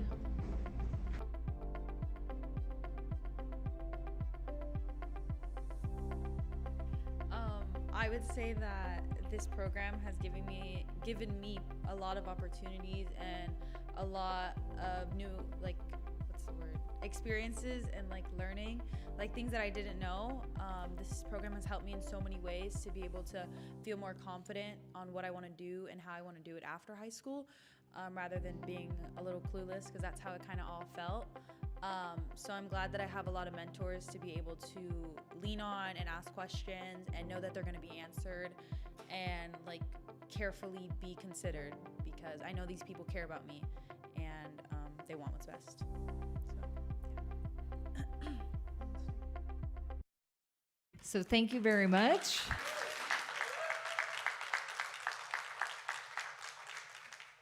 I just also wanted to add, these are 5 of the 6 students that were invited to go to Sacramento for the Foster Youth Education Summit. We were the only district that sent students. They were able to share their experiences directly with adult decision makers, and it was an amazing time. I'm very glad that they were there to be able to represent Palm Springs Unified in a very strong way. So we're very pleased to move this program future forward, and so all of you, but we have, are you the senior? Oh, we have 2 seniors. The rest of them are juniors. Our hope is next year for them to be able to share their experiences with our freshmen and sophomores. And then we are also looking at developing a version of this program to go into our middle schools. So thank you again very much. Ms. Todd, do you mind having the mentors to stand up who are here? Yes, so here with us this evening we have Bianca Albitres. She's a counselor at Palm Springs High School, one of the chaperones for the Sacramento trip. Isaac Leyva Felix, who was a prevention specialist, is now a mental health therapist, also a chaperone. And then Deanna Bertado Chavez, who's our foster youth liaison. And then each high school does have a dedicated counselor. Not all of them could be here tonight, but we are very proud of this group of students. So thank you again. Thank you, Ms. Todd. Thank you, scholars. Amazing job. We're proud of you. Thank you. Just a second. And I would like to know if the board has any questions, which I'm sure they do, because this seems like an outstanding program that we all should be very, very proud of, and really proud of our students and for Ed Services, Student Services, for actually participating in this program. So are there any questions or comments? Yeah, I have a statement and also just a comment.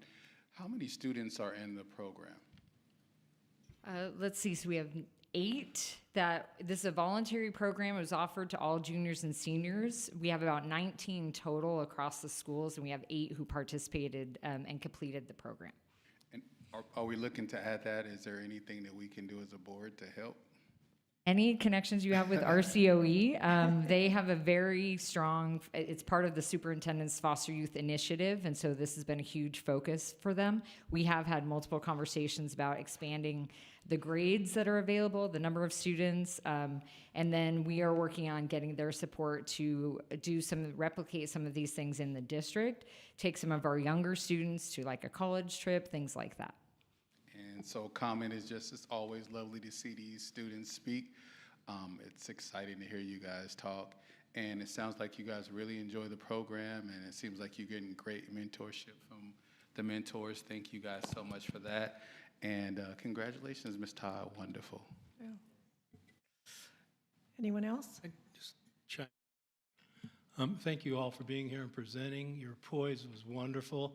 I can imagine you were great ambassadors for this school district when you went to Sacramento. So thank you very much for that. Thank you guys for all you do. Thank you, Ms. Todd. We really appreciate the effort and the good work you guys are doing. Thank you.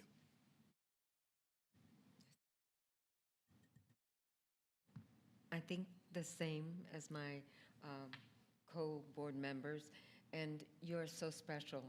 And for you to spread your gifts and how much you've learned and share with others at your schools or other sites, Riverside or wherever you go, is really important. So you continue to lead and show and bring others aboard, okay? Thank you. I have that comment, I want to tell all of you, thank you for being here, and we are proud of all of you, and you are the inspiration for all students at the Palm Springs Unified. Thank you for your hard work. Thank you. Thank you again. I think I saw a few tears in your eyes, Ms. Todd. Always, and I've heard them speak, and yes. Yes, they did a fabulous job. Thank you again so much.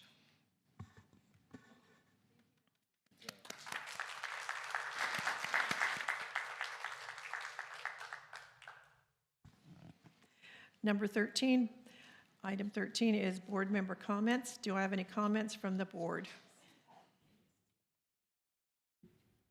Who would like to start? Mr. Swearqueta? Okay. Yeah. Yeah, the first. Yeah, when I started, it's telling this will be our last meeting before graduation, and our next meeting will be the meeting preparing for the next school year. It's incredible that we are in this stage now.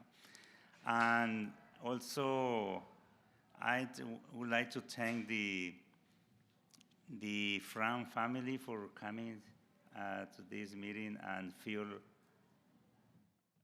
comfortable to share their concern, their experience, and I want to tell them that we listen and we will figure out what is the best way to fix this situation. Yeah. And I attended a couple events starting May 13. I attended in Cathedral City Coffee with Cathedral City Fire Chief, and it was a good event because he was getting feedback from the community about what kind of service the community think that had to be improved, and they giving also the update about long-term plans to improve the service for the Cathedral City community. Also, in the same day, I attended the Superintendent Parent Advisory Committee. Was well attended. There was a good question coming from parents. And in May 13, I attended the Senior Award and Scholarship Night in Desert Springs High School. This is the time of the year that we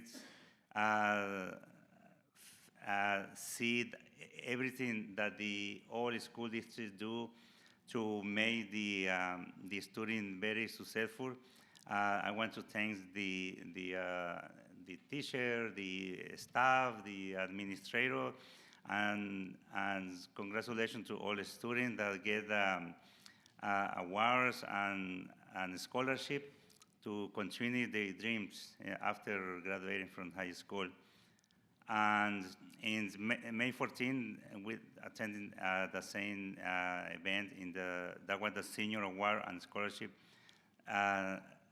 In May 15 was the big event, the Palm Springs Unified School District Who Banquet, around 800 attendees.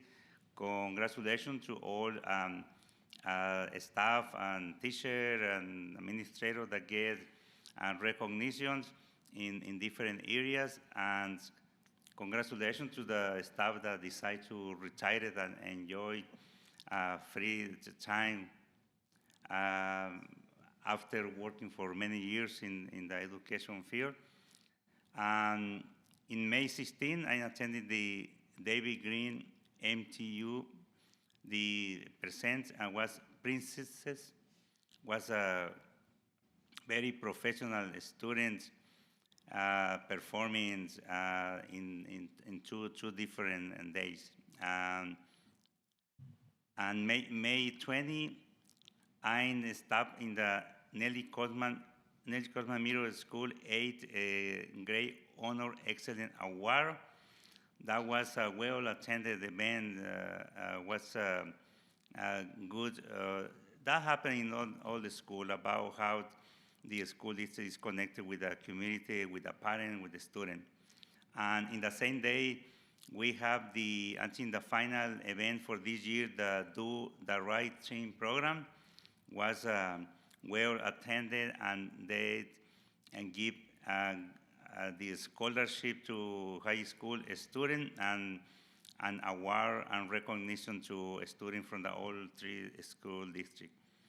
And in the same place, in the same night, I attended the Rancho Mira High School Senior Scholarship Award night. And in May 21st,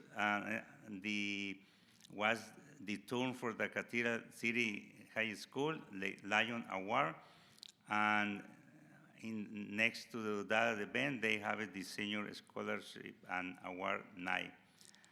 And that kind of events, we see how the whole support that the school district received from with sponsor, with donors to support our students, giving a scholarship and giving recognition to motivate them to continue their education. And this morning, we have the Mount San Jacinto Street naming ceremony, and also the Cathedral City High School street naming ceremony. Congratulations to Matthew Bustamante and David Delgado Naranjo. Yeah, thank you. With that, I end my report. Thank you. Okay, who's next? Go ahead.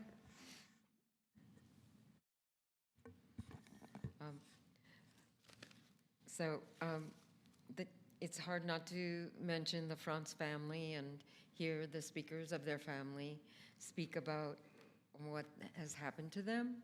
And I know the district cares very much about what they're talking about and how things have been going for them this last year or two.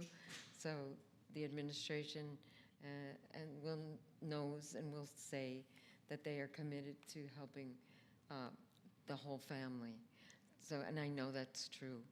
As far as DLA, Desert Learning Academy, I'm not going to wait till the end of the meeting. I'm kind of going to ask that we as a board find out more information how the changes coming for Desert Learning Academy may be happening, and possibly giving us more information about the vision and the real, maybe a timeline of what's going to happen.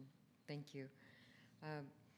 On May 13th, I joined the Superintendent's Advisory Committee Zoom, and it's this time of year where parents are going to celebrate and going to great parties and scholarship nights, and sometimes they're really involved in just getting home and turning around and getting to all of the programs that we have been joining them at night.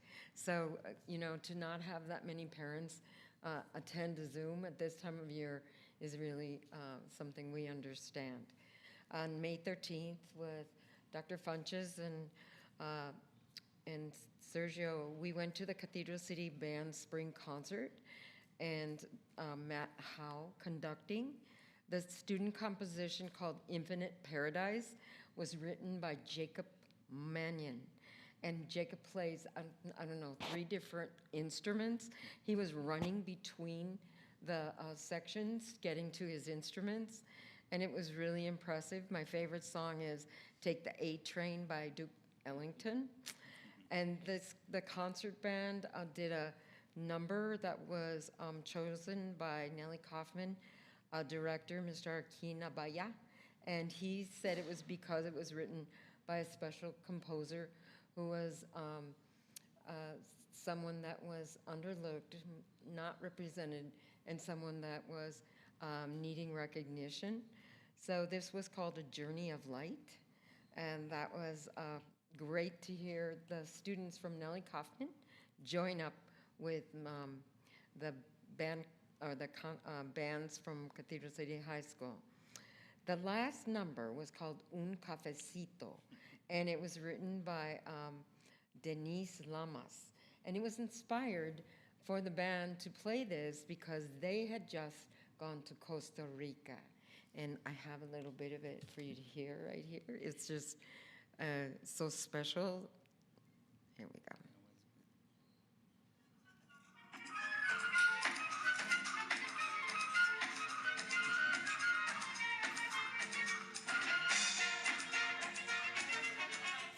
So you get the idea. It was just moving and so amazing. We have such talented kids and conductors and teachers in our schools. Then on May 16th and 17th, I was busy at the WHO banquet, and the next morning flew up to Sacramento for the delegate assembly meeting. I'm telling you, to get with other school board members and be re-energized and learn more about what we can do to help our schools and our students and teachers is just incredible. I wrote notes and sent them to everyone on the board, and they were talking about lifelong learning and CSBA speeches, initiatives, and policies to support public schools. On August 4th is a webinar about the resources and policies toolkit available online. And then I just sent information to Dr. Funches and the administrative support to help us get ready for the December 3rd through 5th convention in San Diego. What they said at the delegate assembly, the president said, our emphasis is that kids themselves do not cause academic gaps. The issue is viewed as a systems problem. And that was really important for us to remind ourselves of that. We were presented with many different opportunities for knowing about many different ideas, and one was called Map Your Mission. It was used successfully in Modesto City Schools by Susan Marks. She was the board member who became the president of CSBA. And at a breakfast, we were introduced to the Linwood Mental Health Program. I brought their application form, their flyer, and their card. And when we are looking maybe at our Golden Bell and helping us in maybe writing or constructing some types of ideas, I brought this along. And for board members, if you'd like to learn and read more policies, I brought them for you. So we'll pass those down. I have 2 copies, one for Dr. Funches and one for Laurel Musel. Yeah, want to read more? Yes. May 19th was a Palm Springs High School thespian induction ceremony. There's 9 new inductees into the acting, I guess, fraternity, and they devoted 100 hours of volunteer work to the theater. They had to wear this cap, this induction cap. So they were really excited about joining this special fraternity. On May 20th, we were all at Do the Right Thing, and the scholarship ceremony was just amazing. We had so many awards, and when we went to Palm Springs Scholarship, Cathedral City Scholarship, Student of the Year Awards, I remember hearing people say that we really want to also say that we have gratitude for not just to the people who were included in the awards, but the principals, the setup, the staff, the security, the personnel, the ASB team that built the arch in Rancho Mirage High School, parents who showed up, performers, enormous groups of parents. We talk about parent involvement. This is the month where we're seeing the best of the best. Aunts, uncles, technical booth workers, cousins, community members, some who drove distances to honor and celebrate the valedictorians, the salutatorians, all the high-performing scholars, and those scholars who had struggled. The students who could not be there to attend because they had to go to work at In and Out. This was seeing excellence in person. And so with that, I again thank everyone in honor of the annual WHO banquet that stands for We Honor Our Own, not just honoring one specific group, employees, staff, administrators, cabinet members, and now board members. I'm so proud that we all share a history and belonging within this organization and team. Honor means to treat someone with respect, recognition, or special regard, no matter what title or position he or she may have. And with that, we continue to thank the people who joined together across the district to provide those honors. Thank you. Just a couple comments. First of all, thank you to our public speakers. It was nice to hear your perspective on a variety of issues. One thing I hope that comes across from this board is student success is paramount in our minds for every student. And I know I come from that lens, and every decision I make basically is what is best for all students. How can we help them achieve the goals they need to achieve? And I'm sure, and I'm positive, confident our cabinet truly believes that also. To the Franz family, very, very concerning comments that I heard the first time I really heard them. And so I'm sure that our superintendent and his staff will be looking into that and figure out what's going on exactly. Congratulations to Clayton Hill. That Who banquet was fantastic. You're a great MC. That's a tough crowd to corral. I know, and so very good job. And congratulations to everybody that celebrated your milestones that night. Truly a great honor. And retirees, congratulations. I wish you the best in the next chapter in your life. As you've heard, we're going to a variety of scholarship and honor award ceremonies. Congratulations to all those students. Well deserved. And it's graduation promotion season, so congratulations to everybody that's promoting or graduating. And a real thank you for those that helped those students achieve those milestones. Thank you. Yes, and so I as well would like to say it takes a lot of confidence, and it takes a lot of, very brave to stand up in front of us. And for those students who had issues with bullying, and also the Franz family, thank you. We heard you. We definitely will take into consideration. I would like to say that young man, Tyler, did a wonderful job speaking there on the mic. And I really know that us as a district, we take that really important, and we definitely will get on that and make sure that we take care of that. Also as well, May 13th, attended the Parent Advisory Committee meeting as well. It's always great to hear our parents and hear them, exercise their voice to speak.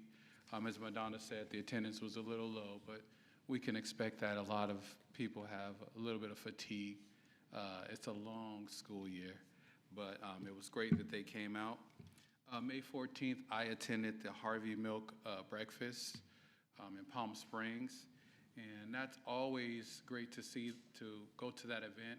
We have a lot of our students who participate in that event quite often and do wonderful things, like they perform, as well as we have some students who speak. And so always a great event, and we try to get out there as much as we can. On the 14th, I went to Palm Springs High School. They had the AVID program. And I just want to say, Ms. Huntsberger, you did such a wonderful job trying to pull that together with her and her other ADVID administration. And my son was very happy with the outcome and proud to recognize and honor those students that are looking to attend college. And so it was a great opportunity there at Palm Springs. I also, with the other board members, attended the Who banquet. For those who were there, they noticed I may have came a little bit late. I just want to let you know how important you were. I had drove 3.5 hours to make sure to get here as soon as I can to honor everyone who was there and show you guys that I appreciate you and all of the hard work that you do for our district. On May the 20th, I also attended the Do the Right Thing event. Madonna was absolutely correct. They set that gym up so wonderfully, and it was so many people that were there. And I want to thank Terry Kedover for all of the work that she's done and all the scholarships and the money that she spent for those students. And it was great to see all of the staff there and the students and the parents. May 21st, I attended the RCOE Student of the Month Award, and a gentleman, David Delgado from Cathedral City, was there, and he received an award. Also, Kayla Batista, and she was from, I think, Desert Hot Springs High School? Yeah, Desert Hot Springs High School. And so some of the speeches from those students with the passion and the emotion there to understand the journey that they have been through their high school careers and the different things that they went through was so informative, so enlightening. So it just lets you know that the future is bright and it's in good hands with our young students that we have.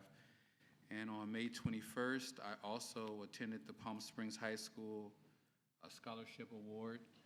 And some of those students with those scholarships that they were receiving, I was like, wow, some students came up at least 5 or 6 times with scholarships. And so, all of the hard work, the after-school hours that they put in, a lot of the students were in sports, and to excel and have 4.8 GPAs is just amazing to always see how wonderful and resilient our students are.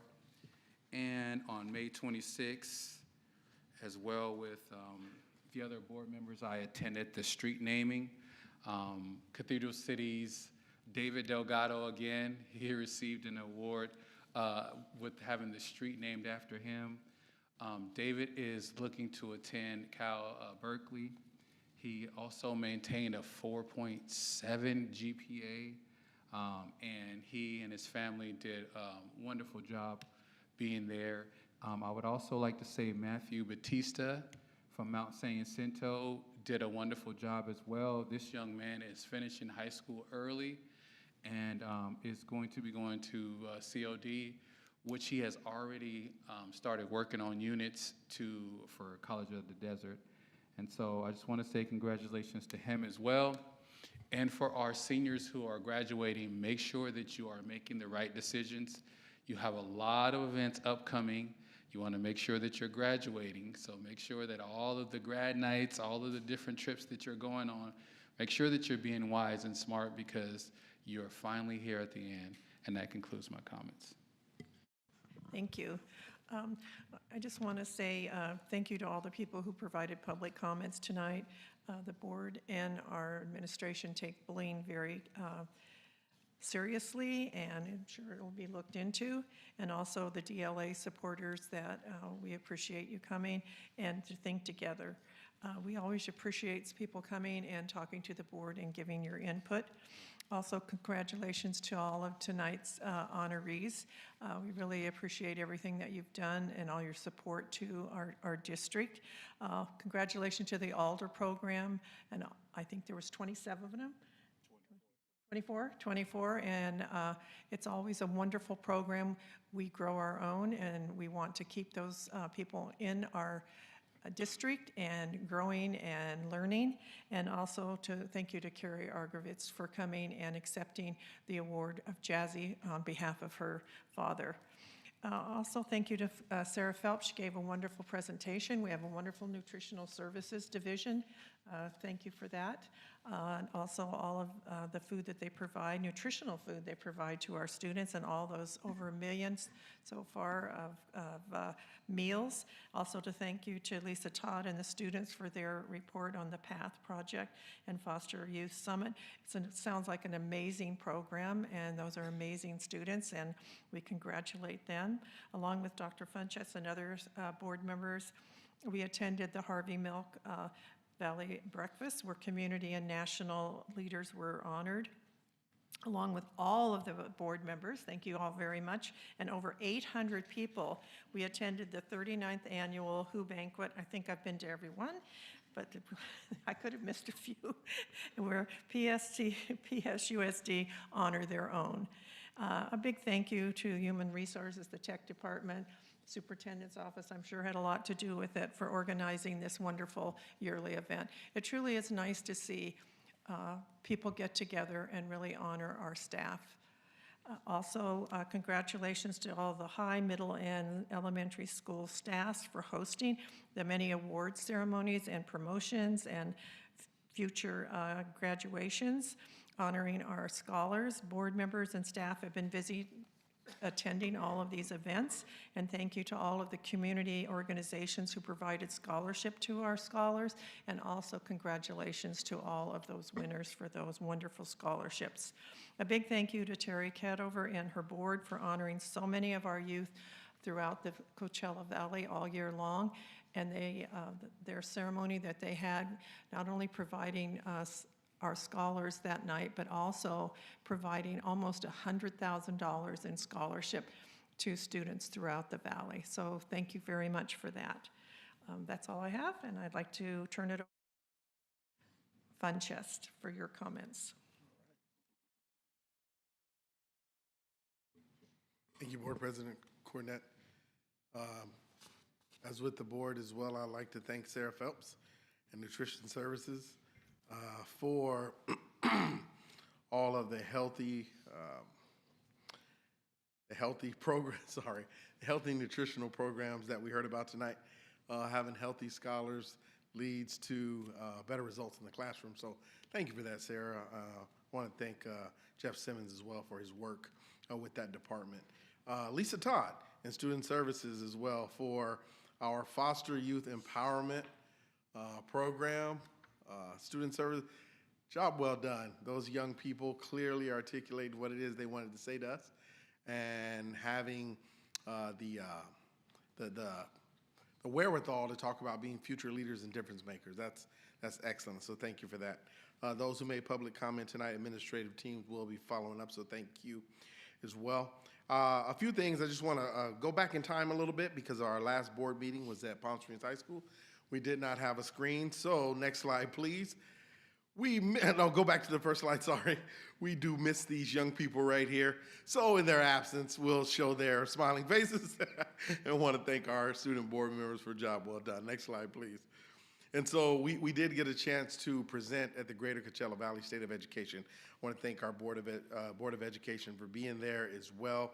And we got a chance to hear Leslie, Sarah, Tracy, and Olivia talk about being future leaders and difference makers. And we got a chance to hear the Changels steal the show. Our scholars in PSUSD are brilliant, and we are very proud of them as well. Next slide. And going back to our CTE showcase, which I didn't get a chance to highlight, I want to thank our board for being there and supporting this event as well. But hats off to Karen Dimick, Dr. Kovacs, and Ed Services team. All of our pathways, all 20 of them from across the district presented, and our scholars were able to talk about their innovative systems for paving the future forward. Job well done to our young people across the district. Very proud of you. Next slide, please. And as was stated already, the Who Banquet. That was my first time attending that wonderful banquet. Hats off to Mr. Clayton Hill. Job well done as the MC, corralling that crowd at that time of evening. I want to thank our board, as always, for being there, support our staff, retirees, 30-year employees, 20-year employees, 10-year employees, and 15-year employees. Honor them for their service, dedication, and commitment to the district. Last two slides. Next slide, please. I want to thank this young lady right here. Her name is Sonia Baltazar. One Classroom at a Time award given by Walter Clark Legal Group for inspiring our young people to go the extra mile and making a meaningful difference in the lives of our scholars in the classroom. Hats off to you, Sonia Baltazar. And lastly, we'll save the rest for next meeting. Do the Right Thing scholarships, which our board was at. Once again, I want to thank Terry Kedover. She is, Dynamo. Yeah, a little firecracker, right? Whatever she says she wants to do, she gets it done. And there were over $95,000 in scholarships given away that night to over 80 scholars from each of our Greater Coachella Valley school districts. And it was excellence in action. Very proud of those young people. As we know, receiving scholars is not easy. You have to put in some time and effort to be recognized. We want to thank them for their efforts and thank Do the Right Thing as well. And that's it for me tonight. We'll save the rest for next meeting. Thank you. Thank you, Dr. Funchest. Number 15A, approval of certificated and classified employee transactions, OE-4.4. Can I get a motion to approve 15A? I move I move the motion. Thank you. Can I get a second? Second. Are there any questions? All in favor? Aye. Motion passed. Approval of 15B, approval of new middle school and high school course descriptions for the 25-26 school year, OE-10. Can I get a motion to approve 15B? Can I ask a question? Is it the 25-26 school year? It says that. Is it for the? Yes, that's correct, because it takes time to get through curriculum advisory and the processes. However, they'll just be added to their course catalog, and then students can still sign up for those for next year. Thank you. Thank you. All right, now can I get a motion to approve 15B? So moved. Can I get a second? Are there any questions? All in favor? Aye. Aye. Motion passed. 15C, approval of rejection of claim number 2025-2026-11, JG versus Palm Springs Unified School District, 672543, OE-7. Can I get a motion to approve 15C? Move for approval. Can I get a second? Second. All in favor? Are there any questions? All in favor? Aye. Motion passed. 15D, approval of amendment number 1 to agreement number C0005381 with Carnegie Learning Incorporated to provide the 2025-2026 live virtual program for the district, OE 6.2. Can I get a motion to approve 15D? Can I get a second? Second. Are there any questions? All in favor? Aye. Motion passed. 15E, approval of adoption of resolution number 2025-2026-42, approval to award public works contract of $235,000 or less under California Uniform Public Construction Costs Accounting Act for the James Workman Middle School Field Renovation Project, OE-6. Can I get a motion to approve 15E? I'll move that. Can I get a second? Second. Are there any questions? All in favor? Aye. Aye, motion passed. Item 15F, approval of option and ground lease agreement, IN 000236 with Diamond Towers V LLC for wireless communication tower at Rancho Mirage High School, OE-6.6. Can I get a motion to approve 15F? I move for approval. Can I get a second? I have a question. Are there any questions? Yes? I think maybe I read or heard that we were going to poll the residents around the school regarding this project. Not necessarily poll, we're going to inform them per our board policy. Do we give them a chance for public comment or anything? Through the CEQA process that'll be followed, but I believe this is going to be considered an exemption to CEQA. So there'll be an opportunity for them to come to the board if they like, but because they're going to be informed. But we're actually meeting tomorrow, or at least Ms. Arthur's meeting tomorrow with the city of Rancho Mirage, because they're in full support of this too. So I think with the city and the school district joining together with the community there, they'll be in support of it. We're talking about one pole that's on the other side of the campus that's going to be removed and extended up with a slightly larger pole with the cell towers on or cell baskets on the top, which is great for, Rancho Mirage City is also taking part in putting some more towers around the city. But this is a great advancement for the community there as well, and for the school, because there's very bad cell service there, if you will. So I don't doubt that. I'm just curious, have they been able to comment before we do this? Yes. Like I said, there'll be an informational thing sent out per our board policy, and an invitation if they want to come to present to the board on any comments. Through the CEQA process, I believe it's going to be an exemption, at least filed, so there won't be like a full comment on the CEQA process, but they'll have the opportunity to come here, and they'll be notified of when the board meetings are, when they can come and comment. What exactly are we approving? You're approving the ability for them to continue forward with this contract. And in doing so, we will be informing the neighborhood, working with the city, all before we actually do the installation. If the board would like us to, to pull in some way, I mean, usually you would do that through the CEQA process. But like I said, from what I understand, because this is just one pole that, that's on the other side of campus, that it's going to be a notice of exemption.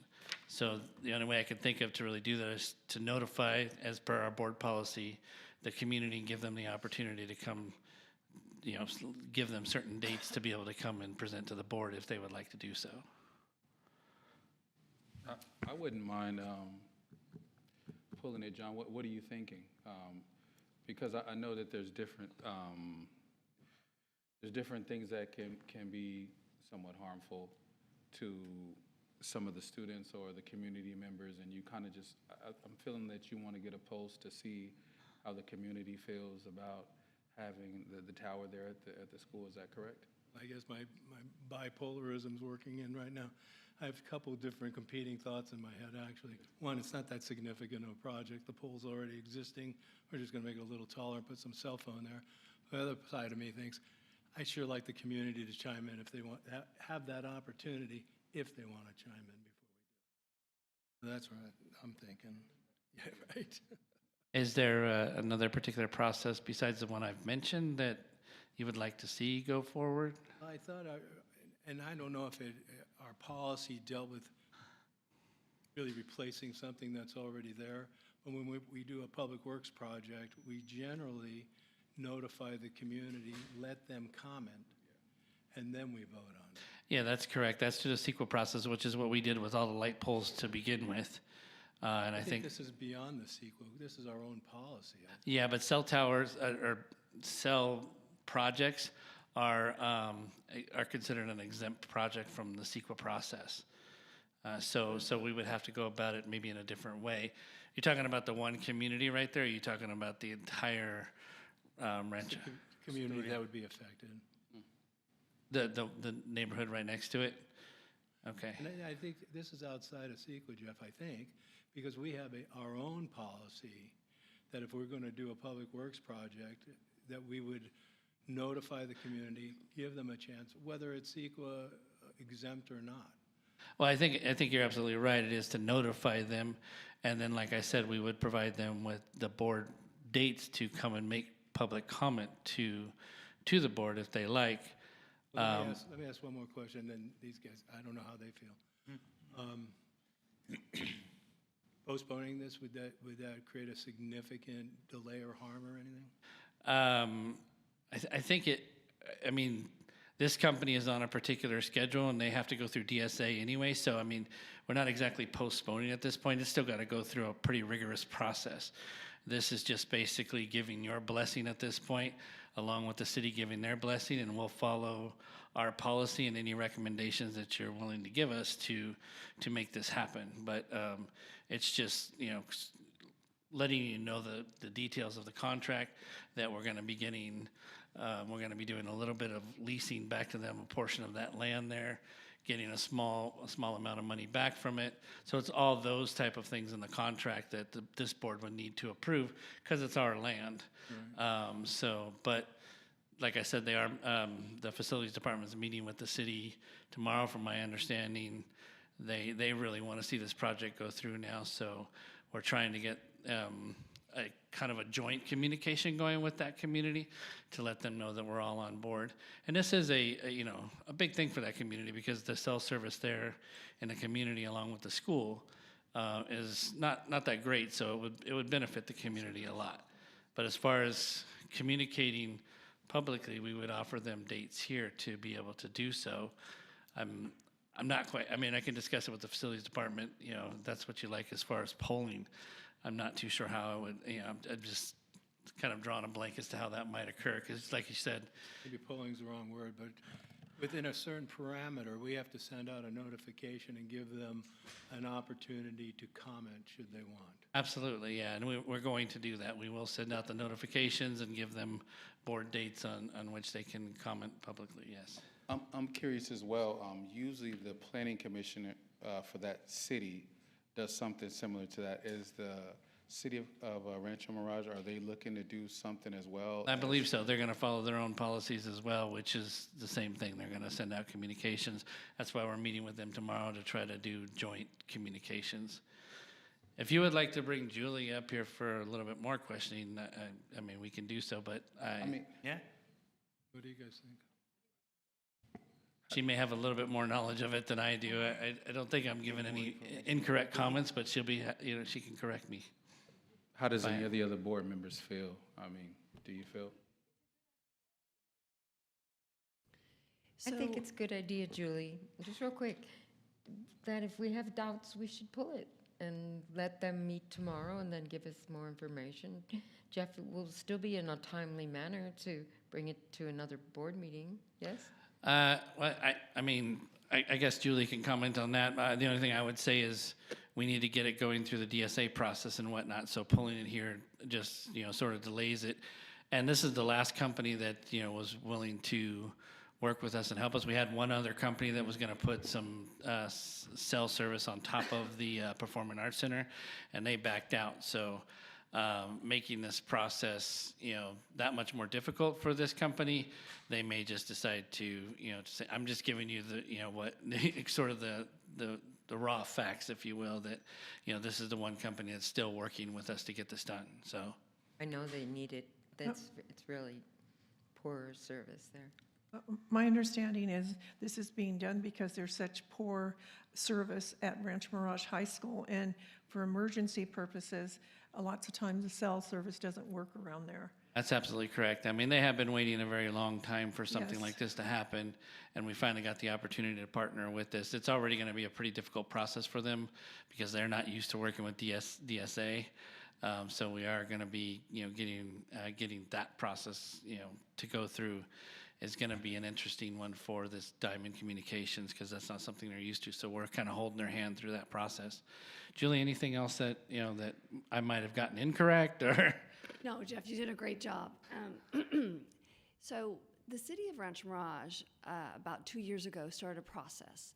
They have, throughout the city, because of past decisions, have really poor cell service. The hospital, hardly any cell service. It's a major problem there. Our high school, Rancho Mirage High School, hardly has any cell service. It becomes an issue when emergencies, contacts, things like that have to happen.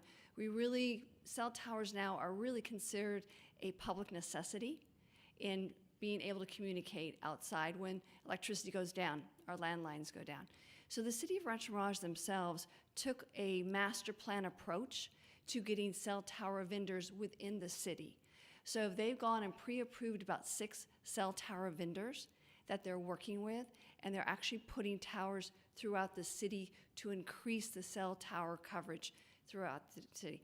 Diamond Tower, who we're working with, they have 5 other towers they are putting in the city of Rancho Mirage, up on 111, over by Mission Hills a little bit.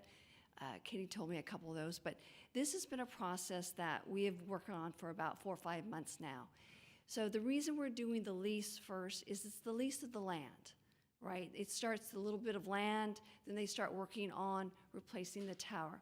We absolutely, in our OE 12.13, we do notify all residents, regardless 500 feet of the edge of the property, of any outdoor improvements we're doing, and the cell tower is certainly one.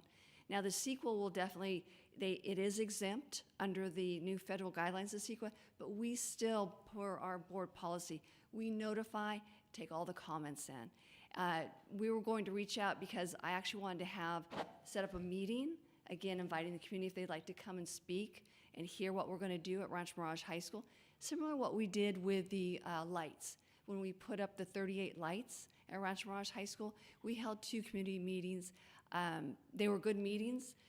They came, they talked, we worked with the community, we made it work.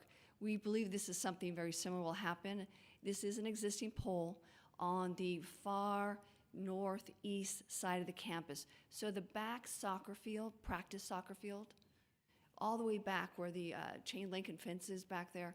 This is about the 3rd tower in, kind of where the fencing jogs, and they will be putting the equipment on the other side of the fence of the property we own, in the dirt area, and then just replaces the one pole there.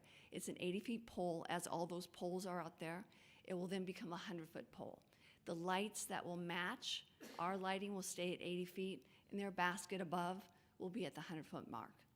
So this is, in fact, I called Musco today because it's the Musco lighting. They have a whole cell tower division that does this replacement, and Musco themselves have gone through DSA, so they're going to be able to help Diamond Tower going through it as well on that. So it's one of those projects. The reason we're bringing the lease forward is because they won't commit to start working with DSA and do any renderings unless we first commit to the land lease. So that's kind of where we're at. We do believe this is a good project and that we have a good working relationship with the neighboring community there, and that we'll work any type of issues on this. We believe we can kind of work together and handle. So I guess one extra step I missed is having the community meetings as well, so. Yeah, so I know that other board members have said that, cell phone services is important. Also, studies and different things have taken place, and we're not sure if any of the radiation from any of these towers can cause any long-term damage or any damage into the future. And so I don't think us going the extra mile with reaching out to our community and making sure that they're fine and they support it, it's just good practice, I believe. And I think that's something that I would be interested in supporting. I don't know how the other board feels. The federal government has, through the FAA, done studies, and they find that these cell towers do not emit dangerous waves that will injure humans. So that's actually on the United States website where it talks about cell towers. We have a cell tower, as you know, at Vista Del Monte Elementary School, and that's a 100-foot tower as well there.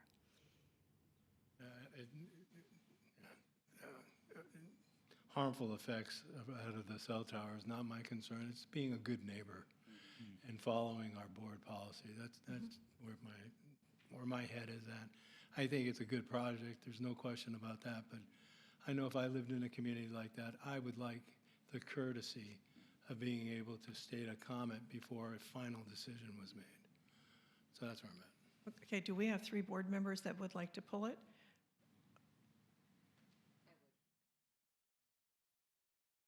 Okay, so there's 3, so you would pull it till June 9th? I will do my best to do a community meeting before June 9th. Yes, that's Worst case scenario is you would bring it back for the second board meeting of June. Okay. Can you just send out a postcard and ask for written comments or something? I can do that if you like. I'd like to give them 2 weeks. Yeah, just something that gives them an opportunity Sure. to make a comment. What we'll do is we'll put something on our website as well. Okay. Okay, thank you. Thank you. Thank you, Jeff. We're on to 15G, approval of revision of board policy BP 1312.1, complaints concerning employees, OE-3. Can I get a motion to approve 15G? So moved. Can I get a second? Second. Are there any questions? All in favor? Aye. Motion passed. 15H, approval of revision to board policy BP 5020, parents' rights and responsibilities, OE-11. Can I get a motion to approve 15H? Can I get a second? Second. Are there any questions? No, thank you. All in favor? Aye. Motion passed. Superintendent's consent items, 16A through 16J. Would anyone like to pull an item for discussion or review? Not seeing any.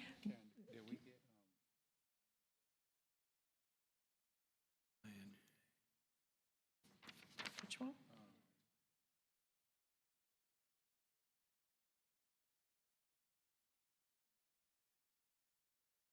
I don't have I and J on my, It's not down, 16 INJ is down here. Yeah, it's here. It's 16. Yeah, I don't think she got that. are we talking about 15 I and J? No, 16. Here? Oh, sorry. It's on Yeah, it's on the next page. It's on the next page. Sorry. Okay, all right.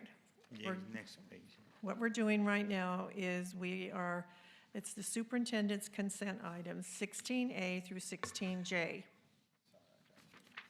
And I'm asking again, does anybody want to pull any item for discussion or review? Can I get a motion to approve superintendent's consent items 16A through 16G? Move for approval. J, I mean, 16J, okay, 16, A, B, C, D, F, H, I, J. Okay, can I get a, who? I did move the- for approval. Thank you. Can I get a second? Second. Are there any questions? All in favor? Aye. Aye, motion passed. Information items 17A through 17E. As a reminder, the following agenda items are informational only and require no action. The board has received and reviewed this information. 18A, do any board members have suggestions for future agendas? I think Madonna did. Just No? more information about Desert Learning Academy and what the future, I think we already had a timeline, but again, how that will affect the learning for the people that are there and future learners. We'll put the timeline back in the Friday and add some additional information or updates that we have at this time. Thank you. Great, thank you. 19, regular board meeting. Our regular board meeting will be held on June 9th, 2026 at 6 p.m. Debrief, does anybody have anything to say or want to debrief at all? You're talked out? Real quick, we have some very special people that come every week when we are here, every 2 weeks. And these are our technology department. Let's give them a hand, yes. Our security, and our translators here, right here, our guy. And then we have our translators in the back, our language translators. Let's give them a hand. Thank you. And of course, this building with all the lights on, all of you that helped to bring it all to life tonight was just a great orchestration of so many people. Thank you again, everybody. Thank you. Security also. Yes. Thank you. Item 21, adjournment. Can I get a motion to adjourn the meeting? Move for approval. Can I get a second? All in favor? Aye.